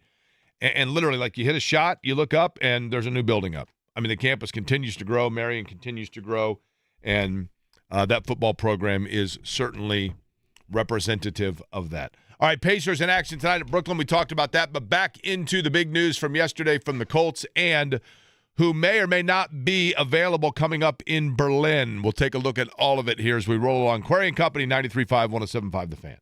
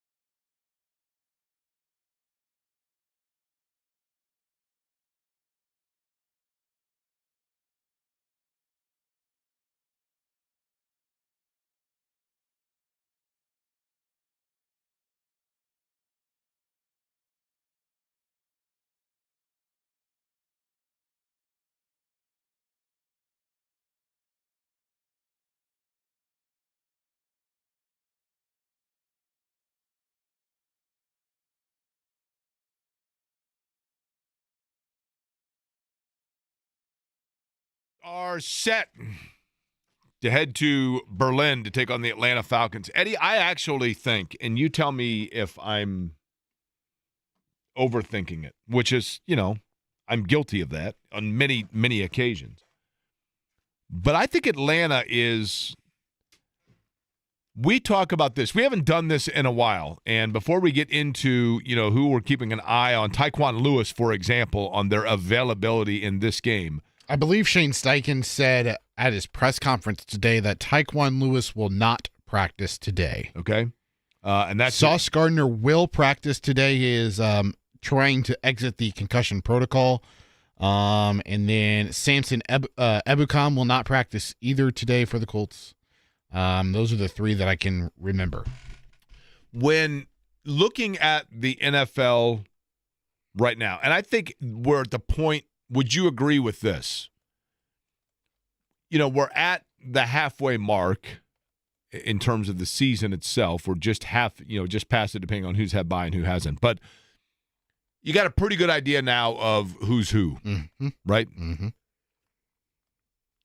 Atlanta, to me, is one of those teams that even still, at 3-5, there's very little about 3-5 that jumps out at you. But they give me a little bit of pause because it in my mind, defensively in particular, I think they have the ability on defense to keep you in check a little bit. Now, The Colts offense has been very, very good. Obviously, we saw in Pittsburgh the deficiency of protecting the quarterback. And you want to make sure for Daniel Jones in particular that is indeed the anomaly and not the norm. They have a ton of weapons to the Colts on offense. But Atlanta in general, would you agree with me? And feel free to disagree, Eddie. They are one that if I had to look at teams right now in terms of their record that seems to least represent who they can be, Atlanta is one to me that jumps out. They are the most inconsistent team in all of football. Yeah, they are consistently inconsistent. Like, they've got the players on offense to be explosive, to be really good with Bijan Robinson, Kyle Pitts, and Drake London. Then you mix in Darnell Mooney, who's a solid vertical receiver that gets downfield behind the defenses to kind of force pressure and open up things underneath for that offense. It's just been a lot of inconsistencies with Michael Penix Jr. Is Denver really good at 7-2? There was expectation that they could be a team that, was vying for that division this offseason leading up to the year because of the success down the stretch they had last year with Bo Nix and the expectation that he would take another step forward in year number 2 in the NFL, and that defense is one of the best defenses in the league. Is New England legitimately good at 7-2? I think they are that was your surprise team. I think they're a good football team. They don't make a lot of mistakes. When they do, they play complementary football, and the defense picks up the offense in those situations. Drake May is one of the most accurate quarterbacks in the National Football League. He doesn't put the ball in harm's way a ton. He's mobile in the pocket. I said, I think it was last week or 2 weeks ago, he's starting to remind me a little bit of Aaron Rodgers, of when Aaron Rodgers was in his heyday in Green Bay, just because of the mobility in the pocket, the ability to just kind of fling the football with the wrist and, put it 20, 30 yards down the field. He's the most accurate quarterback right now in the NFL when it comes to deep throws beyond 20 yards. The only thing that I have a little bit of hesitation with that offense still, even though Drake May's playing well, is just their pass catchers and who's going to be the guy moving forward that they can rely on a week-to-week basis. Is it Demario Pop Douglas? Is it Stephon Diggs? Is it Hunter Henry? And then they spend a second-round pick on Travion Henderson, and they have not been able to get him going in the run game. And right now, Ramondre Stevenson, their starting running back, is injured. I think they're very solid up front as well with Will Campbell at left tackle. And, defensively, that defensive line is pretty good too. Okay, let me give you teams that are on the outside looking in right now in terms of the playoffs, and you tell me which one you feel like, if any, is most prone to be able to get things going and jump-start it here. You ready?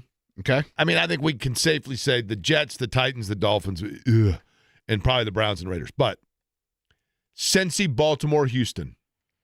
Do any of those to you? What's that? The obvious and the easy answer is Baltimore. Yeah, but they're 3-5 already. They're still the favorite to win their division. I mean, they're 2 losses back of Pittsburgh. It's crazy, isn't it? Yeah. And the schedule for Baltimore does ease up a little bit. They've got Minnesota this week. Cleveland, New York, Cincinnati, Pittsburgh, Cincinnati, New England, Green Bay, Pittsburgh. So, like, they have a lot of divisional games coming up and a lot of non-conference or non-divisional games that are a little bit easier for them to get some wins. Let me give you a quartet of teams in the NFC, and you tell me which of the real ones is going to step up. Stand up here. You ready? Chicago, Carolina, Minnesota, and Detroit, I think we know is pretty good, right? Yeah. Chicago, Carolina, Minnesota. Which of those is the one that can hang around the longest? Minnesota. I still think it's Minnesota, even though J.J. McCarthy's their quarterback, because I still believe in Aiden O'Connell. The roster itself is still one of the best in the NFL. And if McCarthy can do what he did in Detroit, go on the road and pick up a win there, I think there's the recipe for the Vikings to be another playoff team once again. Okay, now, biggest disappointment so far, Cincinnati or Washington? See, it's hard for me to say Washington just because Jane Daniels hasn't been able to stay healthy. Well, how about Cincinnati? Same thing. See, here's the thing, though. Nothing's changed from last year from them. Like, they had this explosive offense, and Joe Burrow was the best quarterback in the NFL. Jamar Chase, T. Higgins, Chase Brown. Nothing changed.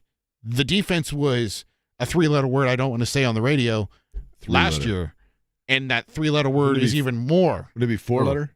No. I think the three-letter you can say if you're. I don't want to say it, though. But what if you're going with donkey, right? Yeah, donkey. They're more donkey this year than they were last year. Can we just say that, donkey? Yeah, they're more donkey this year than they were last year. So to me, it's not surprising that they've struggled. What's the difference between a donkey and a mule? I should not have said donkey because now we're going to get on this. It kind of like earlier when talking about Sauce Gardner, right? We know this. We know that all sauces are condiments, but not all condiments are sauces. If it's chunky, it's a condiment, but not a sauce because the sauce has to be a liquid. So all sauces are condiments, but not all condiments are sauces. Now, in the other thing with that, I think this is right. All mules are donkeys, but not all donkeys are mules because somehow or another there's ass that comes into play, right? And I know, Jake, a couple of weeks ago we were writing off Houston.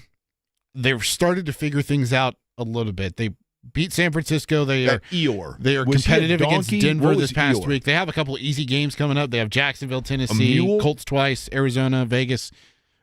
Or was he just a little horse, that Eeyore? Do you know? So Houston could be another team to look out on. I think he down was the stretch. He was. He couldn't have been. Surely he wasn't an ass. I think he was well liked. That Eeyore, right? Wasn't he friends with the piglet or something? Do you know? And the mule works hard, and Eeyore seemed like he was always just kind of hanging out. Does it say what he is? Can you look up Eeyore? Which the challenge then is going to be, can you spell Eeyore? I'm still interested in San Francisco to see how they look, Jake, because they're going to start getting healthy too. Do you think Mike knows that?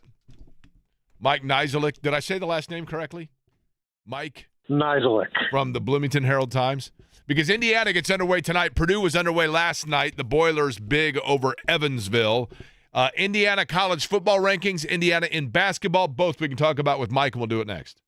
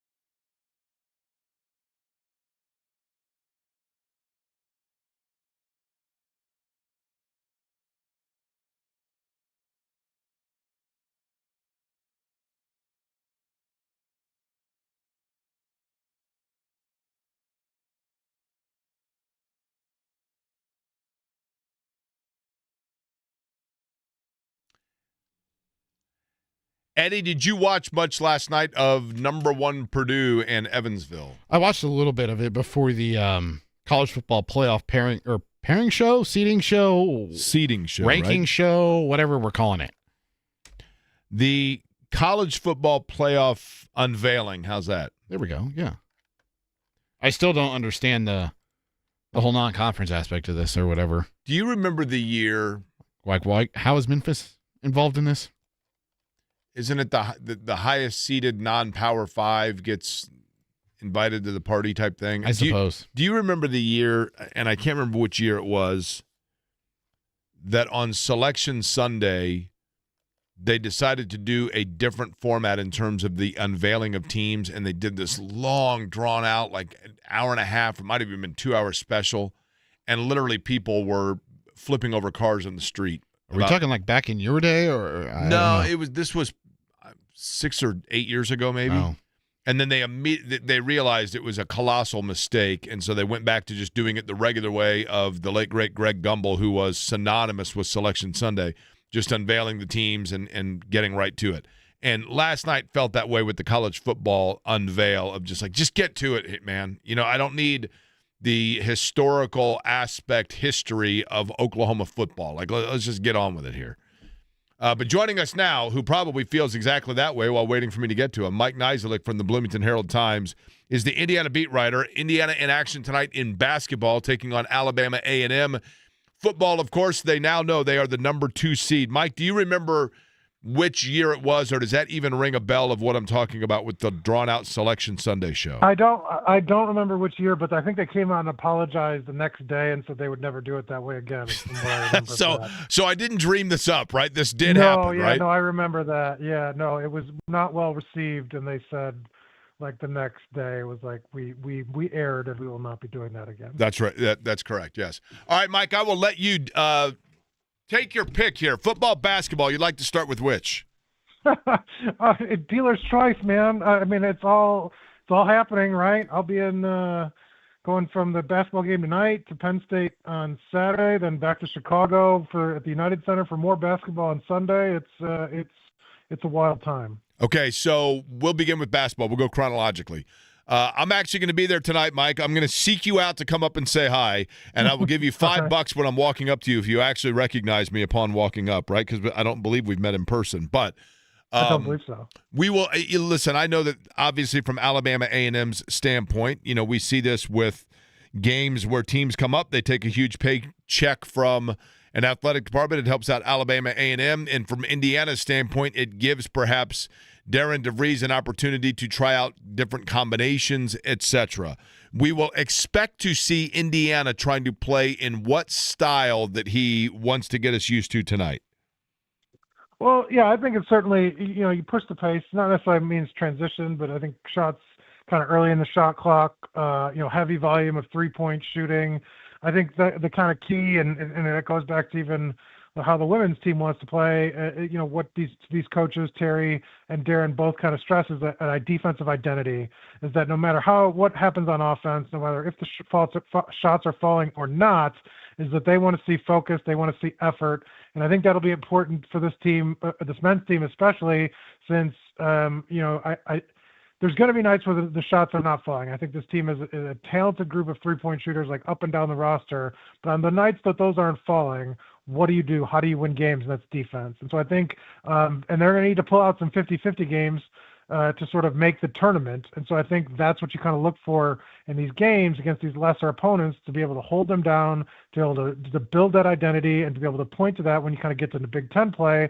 This is the blueprint. This is how we need to play, whether the shots are falling or not. I think the offense is going to be I think you're going to see, like I said, what we saw kind of against Baylor, what we saw in those exhibition games, with the reporters that went to Puerto Rico saw, high volume three-point shooting, up tempo, but I think that what it's going to come down to for this Indiana team is that defensive identity. Mike Niziolek is our guest from the Bloomington Herald-Times. He is on the Java House Peel and Pour guest line. Use the code 1075TheFan or either my first or last name at Java House to go to the fan bundle.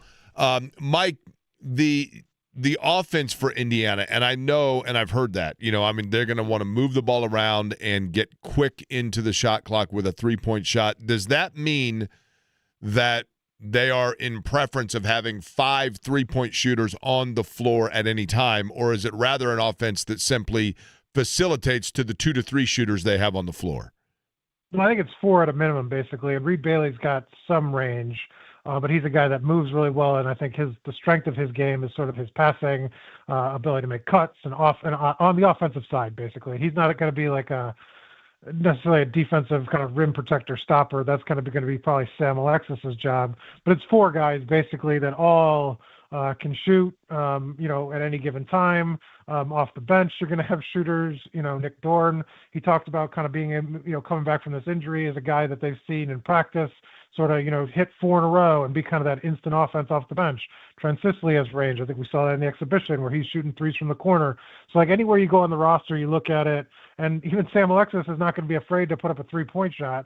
Maybe not going to go in every time, but look, they've got guys that have touch, and basically, I asked him at Big Ten Media Days, or I think it was maybe Lamar Wilkerson. It's like everybody's got a green light in this offense.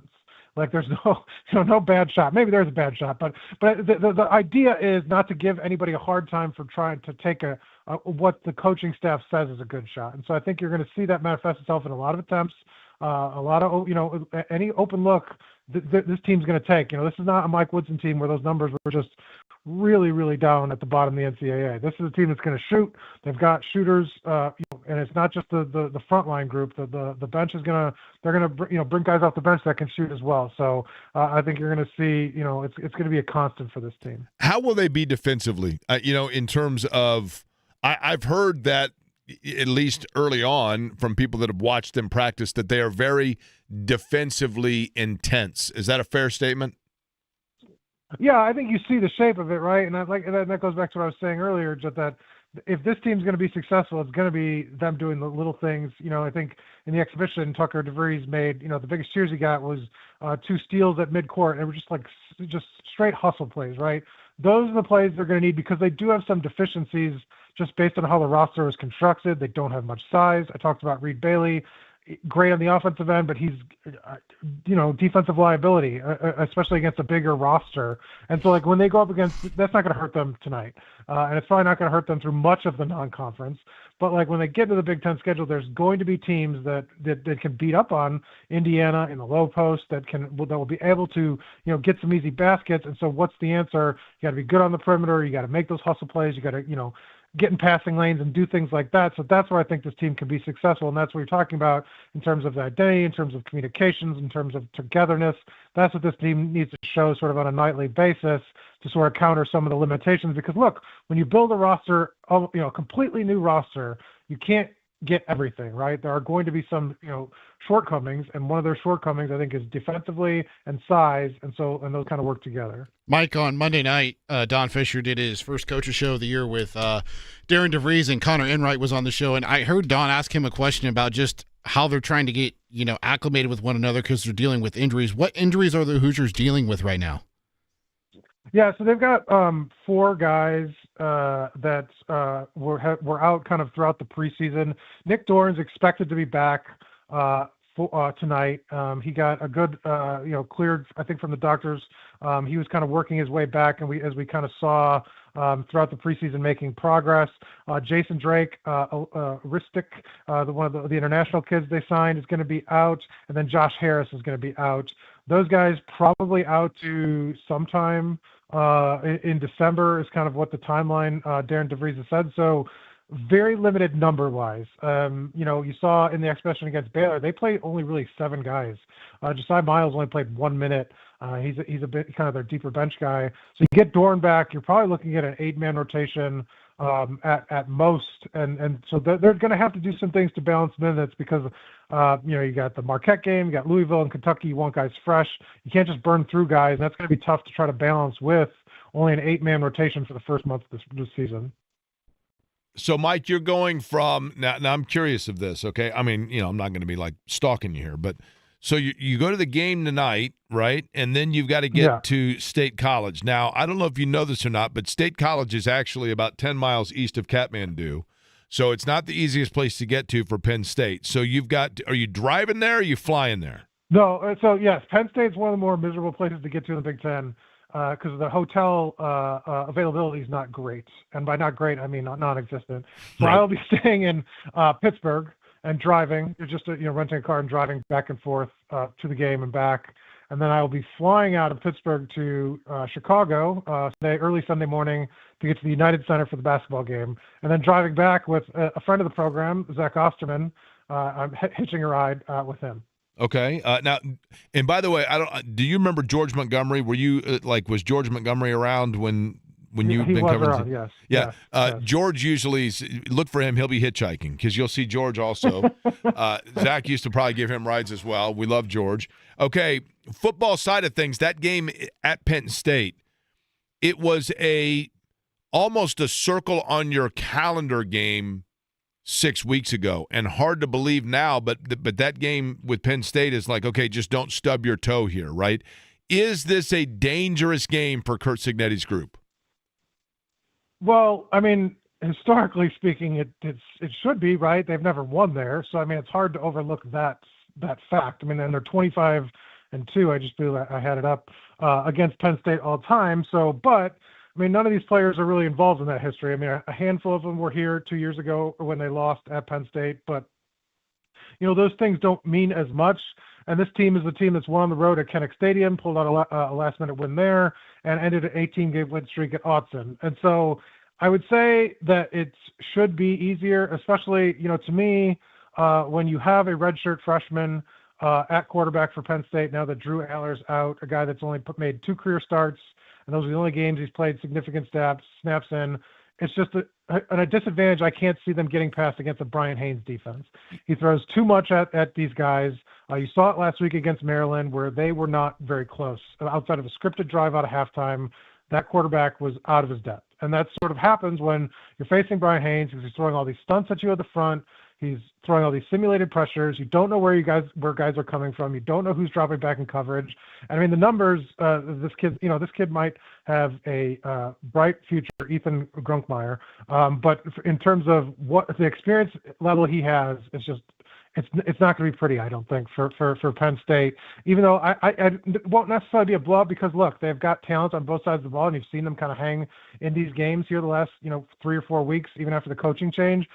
But Indiana specifically, that defense I think is just going to thrive against a quarterback that doesn't have experience, and this offense, nothing has really slowed them down yet.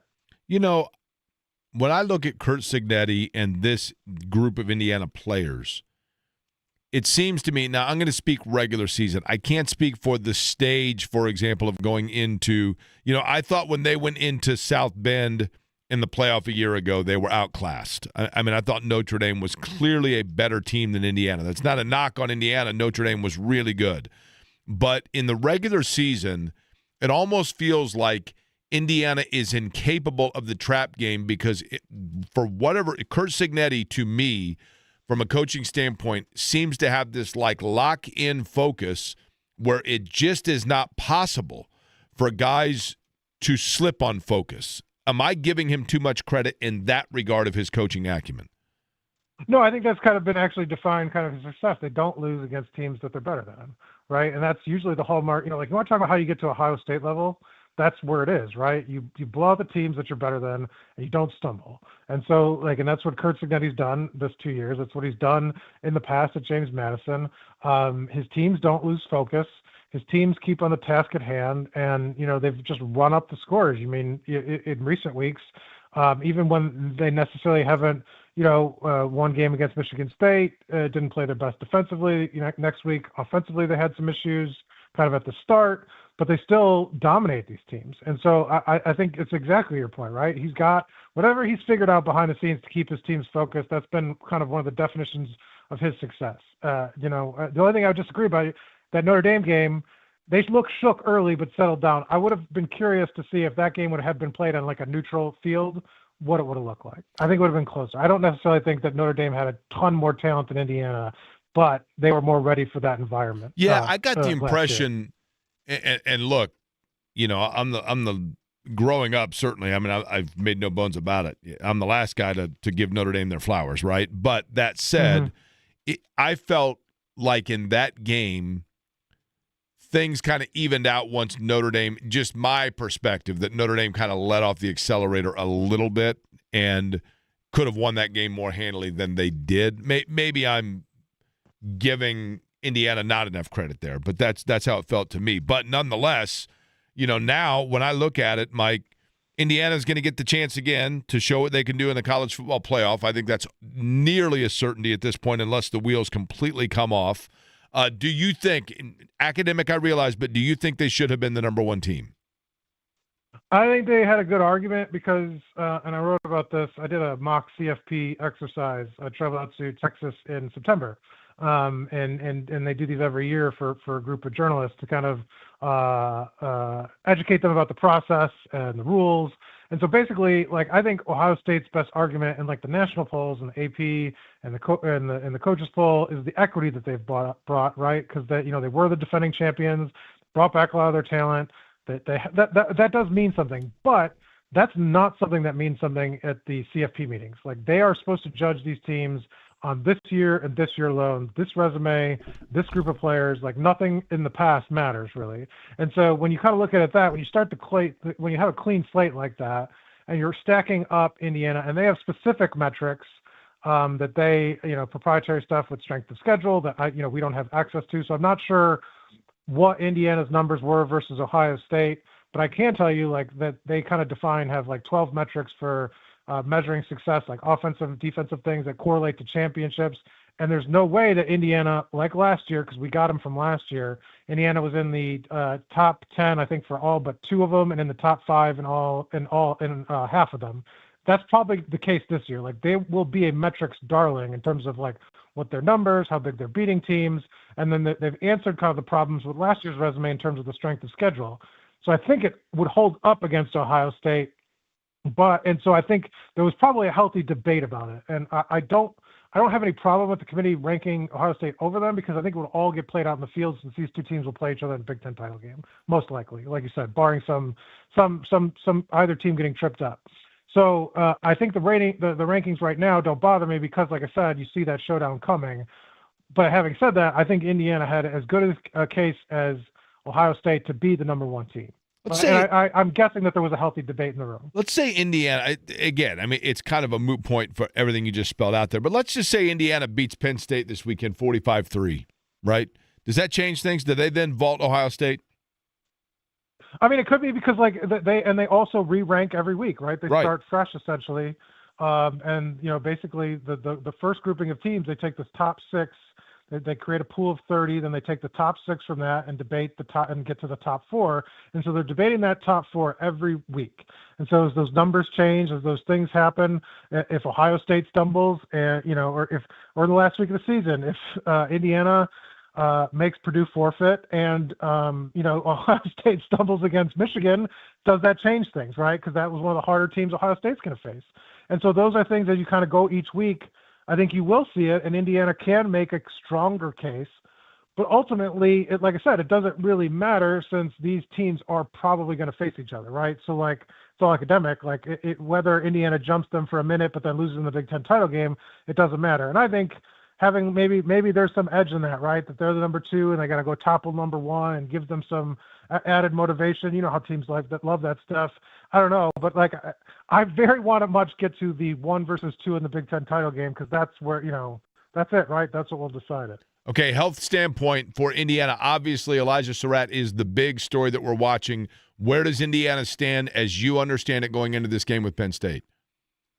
So Drew Evans, the starting left guard, will be out, and will be out for a couple of weeks, as Kurt Sidney kind of said after the game. Hasn't specified what the injury is. Remember, he had the Achilles issue last year, came back and really kind of through an accelerated rehab and started all the first 8 games, I think it was. Surratt's an interesting case. It had kind of a hamstring thing pop up in the game, but Cignetti said he had been dealing with something else previously, the previous 2 weeks, unrelated to that. So you kind of wonder, are they more careful with him to try to get him fully healthy here going down the stretch? And then obviously Aiden Fisher, they were optimistic throughout the week, and then that kind of faded as the game got closer. And another guy, you sort of think now with 2 weeks under his belt, is he back?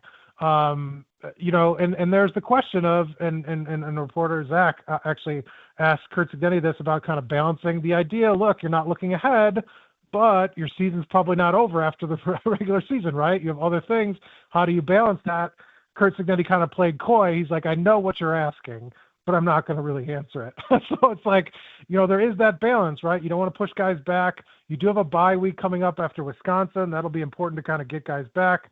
Don't think you want to rush anybody. And you've seen Charlie Becker kind of step up. You've seen Isaiah Jones step up at linebacker. They're talented enough to get through these games, but if guys are healthy, they're going to play. But I just don't know with those two, probably 50-50. I'd probably say Fisher's closer because he was closer last week.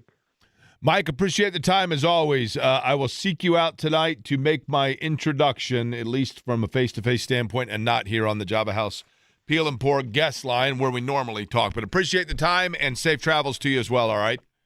Thank you, sir. We'll see you down the line. All right, it's our friend from the Bloomington Herald-Times telephone. It's Bloomington Herald-Times, I realize. Mike. Nidelic. Joining us on the program. Java House Peel and Pour guest line. Again, javahouse.com, the website. Use the code Jake. That's my name, 25. You're going to get 25% off your order.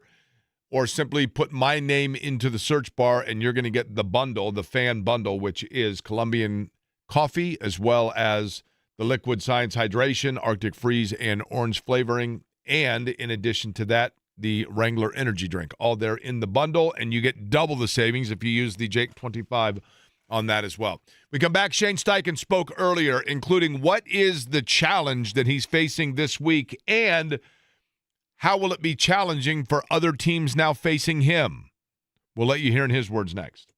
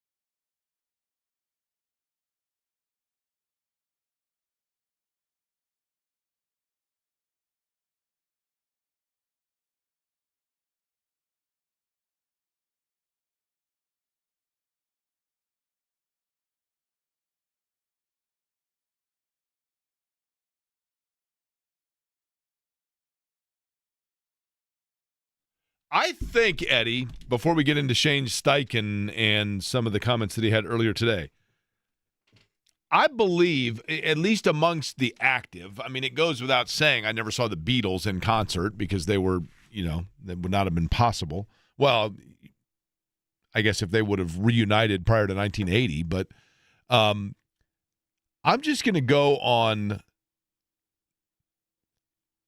a whim here and say, off the top of my head, I think Bon Jovi might be the biggest band in the world that I've never seen in concert. Okay. Who's bigger? I've never seen him in concert either, but I would love to.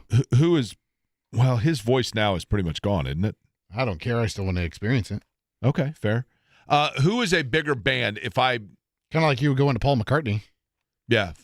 The difference is this with McCartney, and I don't know that I did give my breakdown of that. I was just talking to somebody who is getting ready to go, Ron from Chicago's Pizza is going to, wait for it, Chicago, the city, to go see McCartney in a couple of weeks here, and I was telling him the one advantage to McCartney at his age is the fact that so many of the songs that you know and associate with him are not songs that really require like a huge, test of your voice.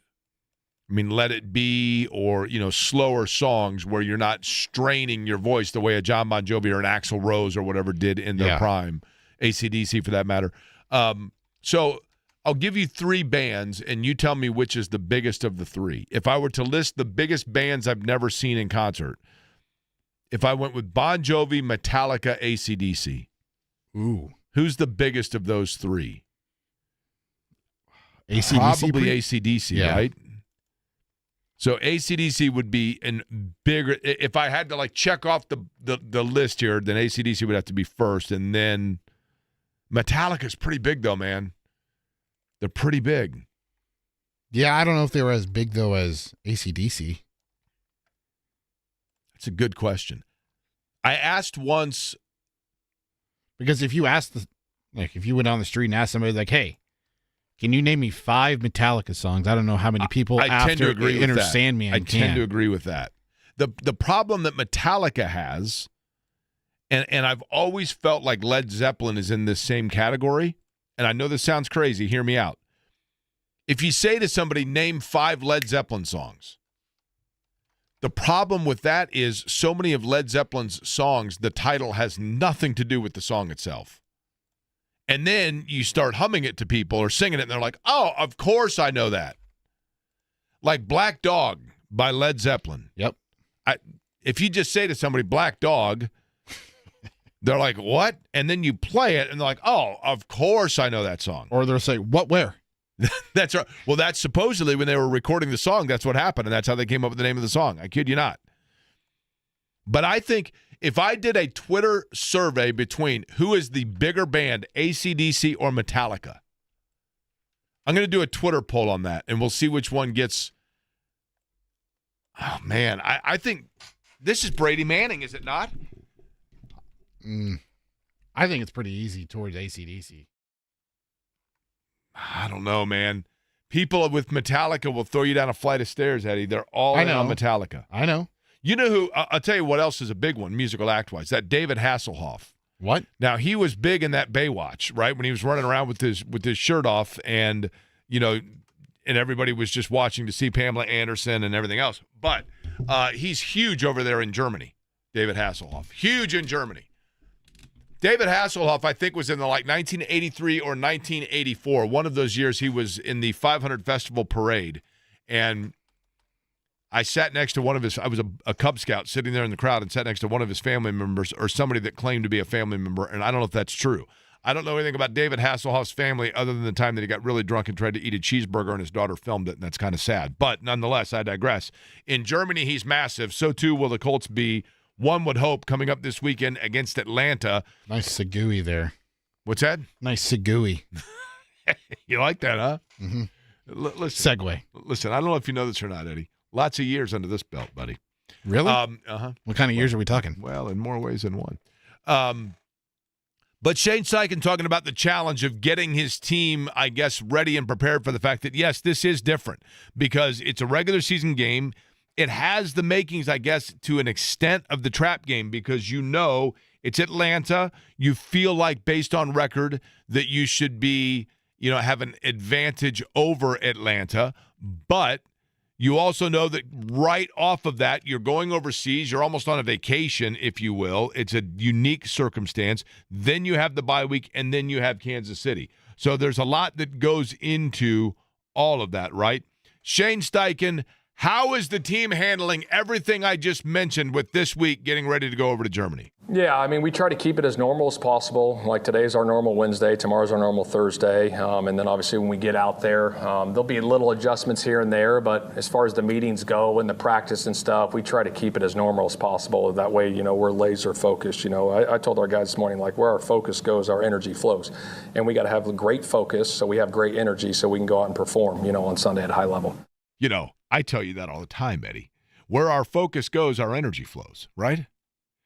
This program, what's our focus on? Wrangler energy from Java House, boom, flowing right there. This is you a got it bar flowing in from the cup Shane right there, Steichen. right? Where our focus goes, our energy flows. That's a bar. Can we hear that one more time, please? Where our focus goes, our energy flows. Okay.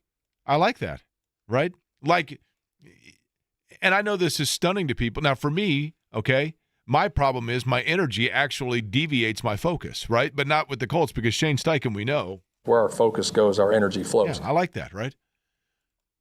Like the Wrangler energy that I just talked about that you can get from Java House. Oh, it's with that, exquisite. it is exquisite. And that energy's flowing. You know what derives from that? Jake, Where they get that energy Where our aside focus from goes, our energy flows. That's right. I'll be having a lot of those coming up. West Coast trip coming up soon for the Pacers. Oh, really? Mm-hmm.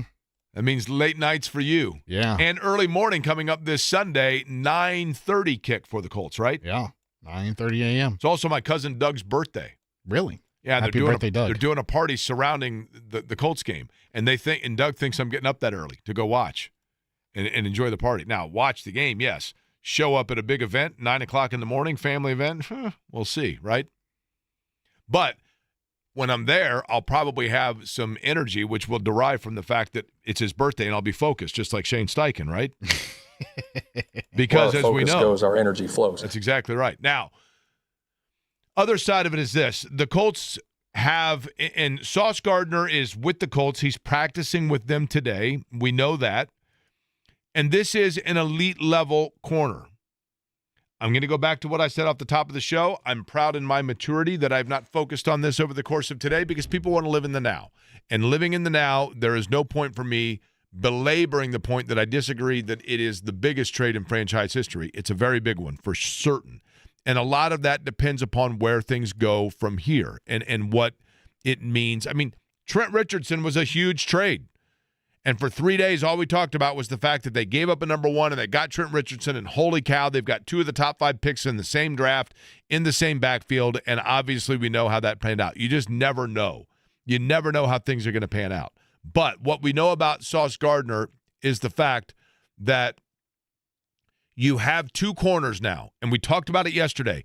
If Chris Ballard was going out and trying to get rush help on the defensive line and couldn't get it there, he did the next best thing, which is get a corner that you have what's called coverage sacks.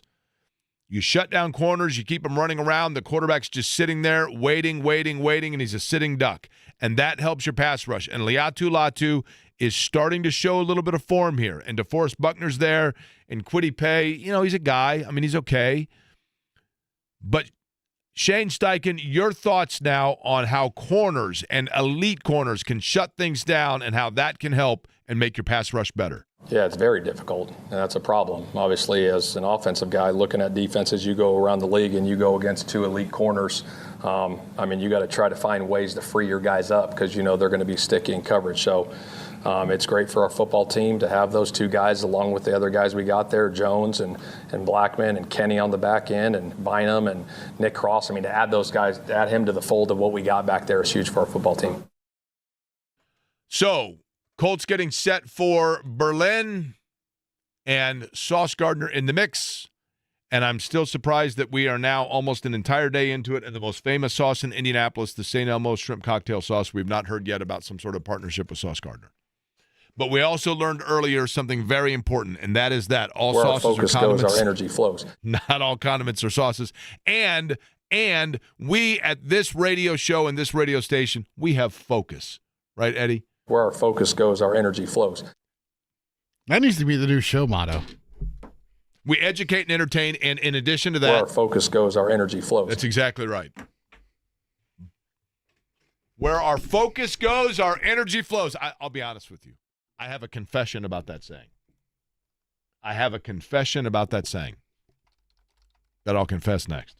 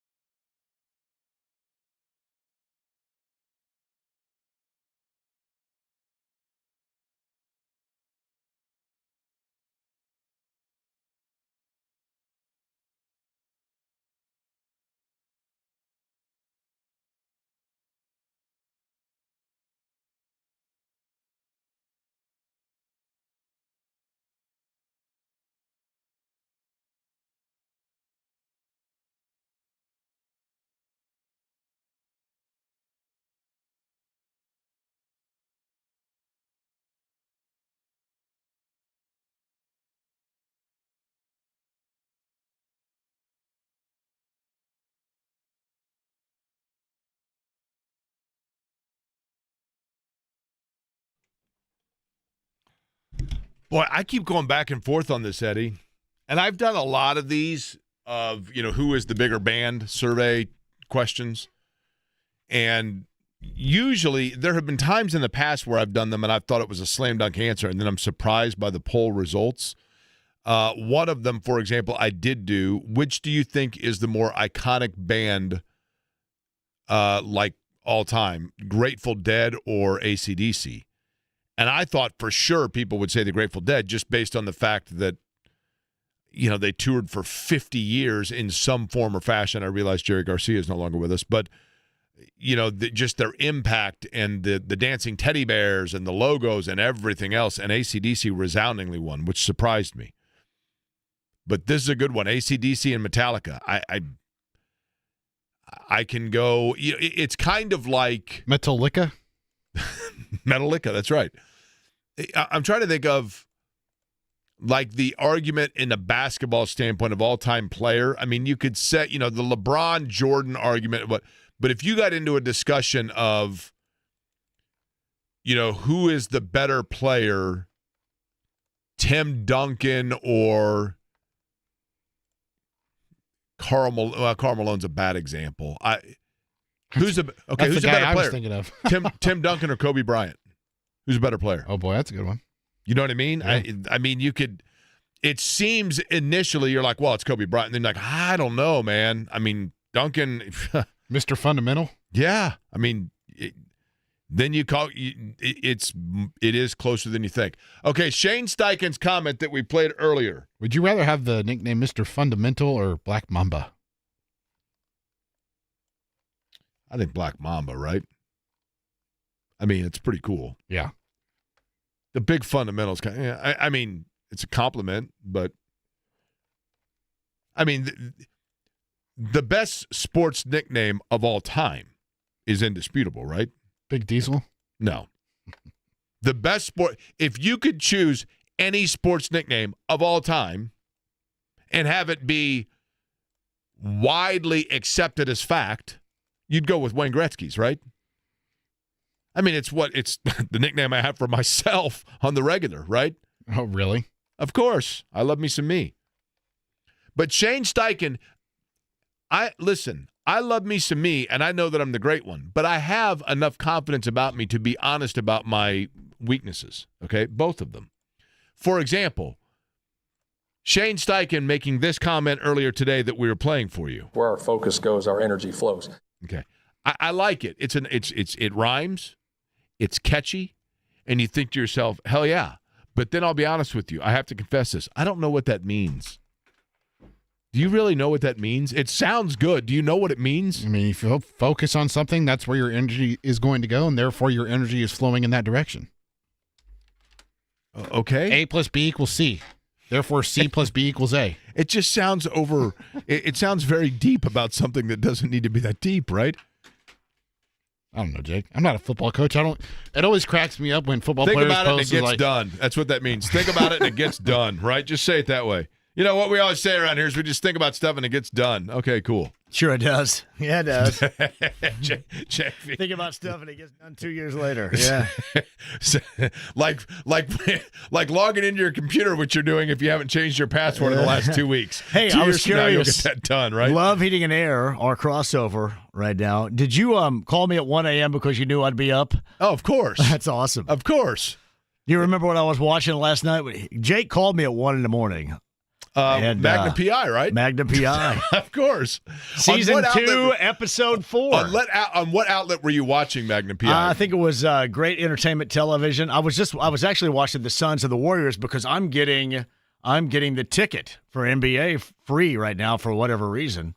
Well, that's cool. Which they owe me. I should get this for free for the rest of my life for how much I pay them at DirecTV. But I was watching the Warriors and the Suns and then flipped over and watched. I like the early, like Magnums from 1980 through 1985, and it gets all weird, I think, after that. Okay, of old let me ask you this, John, Yep. and this makes me weird, I realize, okay? But a lot of times, and you and I have discussed this, I'll flip through, and on those channels, I'll watch an old Johnny Carson. Yes. Or an old Alice is on a lot. I'll watch that, Barney Miller. Yeah. And oftentimes when I watch it, you tell me how weird this is, but I have a feeling you'll relate to it. I will then look up what the original air date was and try to imagine what I was doing. Correct. I do the same going on. thing. You know what I mean? thought about it last night. It was, I think January 1981. So in January 1981, as an IU fan, you were prepping for them. You were probably thinking that this team wasn't going to win much of anything. Correct. That's at exactly the time. right. And then Gosh, they ended if up Landon being the Turner national can just get things going, then Indiana will really be good. And then he did, and boom, right? They took off. That's how I base where I was on my existence, because that's why everybody says I live in the past, which is true. Oh, I mean, don't we all to an extent, right? Yeah. Bigger band, AC/DC or Metallica? AC/DC, because they go all the way back to the 70s. Metallica goes back to the mid-80s. I think that's fair. That'd be why. Yeah, probably that's fair. Broader. Like there are going to be people in their 70s that are AC/DC fans that won't be Metallica fans. Fair. Yeah. What's lined up on the big show today, John? Tony East. Listen, the Hardship Pacers are in action later on tonight. Who do the Hardships play? The Brooklyn Nets. We'll talk to Tony East about hardshipping and how difficult it might be for me to get on that Noblesville Boom squad. Can you imagine me and Kyle Guy in the backcourt? I think we might could do go something. to the game Saturday night. Shannon and I might go to the Noblesville Boom game It's a great-looking venue. It's a great-looking mascot, too, Bobby the Bobcat. I still think they should have called him the Slicks, but that's just me. How hard would it be to make that team right now? Not very hard, would it? Yeah, because I looked pretty good last night until actually that's one of the reasons playing tonight, right? I played until 11 o'clock last night, so you called me at 1 a.m. That's why I was still up. I knew when I called you. I'm like, you'll be up. and then we talked for 45 minutes. We talked for 45 minutes. One quick question, and then we talked for 45 minutes. I got up with Tony Katz this morning at 7:05 with him. So yeah, I'll bet he was in a good mood this morning. You know what? It's funny. I hear all these things about Tony, and he's always in a good mood with me. He was up burning the midnight oil last night too. He was doing his own deal till late, right? I think he literally. Oh yeah, because of I didn't even know the election. I forgot the election happened yesterday. But it's funny. I think that he's like I'm like his. Wow, you know what? I have permission to like be cool and have fun right now, and not have to wear a scarf and have a beard and talk about politics and be stiff. Do you have to have a cigar with him at 7 a.m.? Is that part of the requirement? Well, I offered weed once and he declined. All right, fair enough. All right, John's up next. Yeah. Pacers preview. We will be back with you at noon tomorrow, and where our focus goes, our energy flows here on 93.5.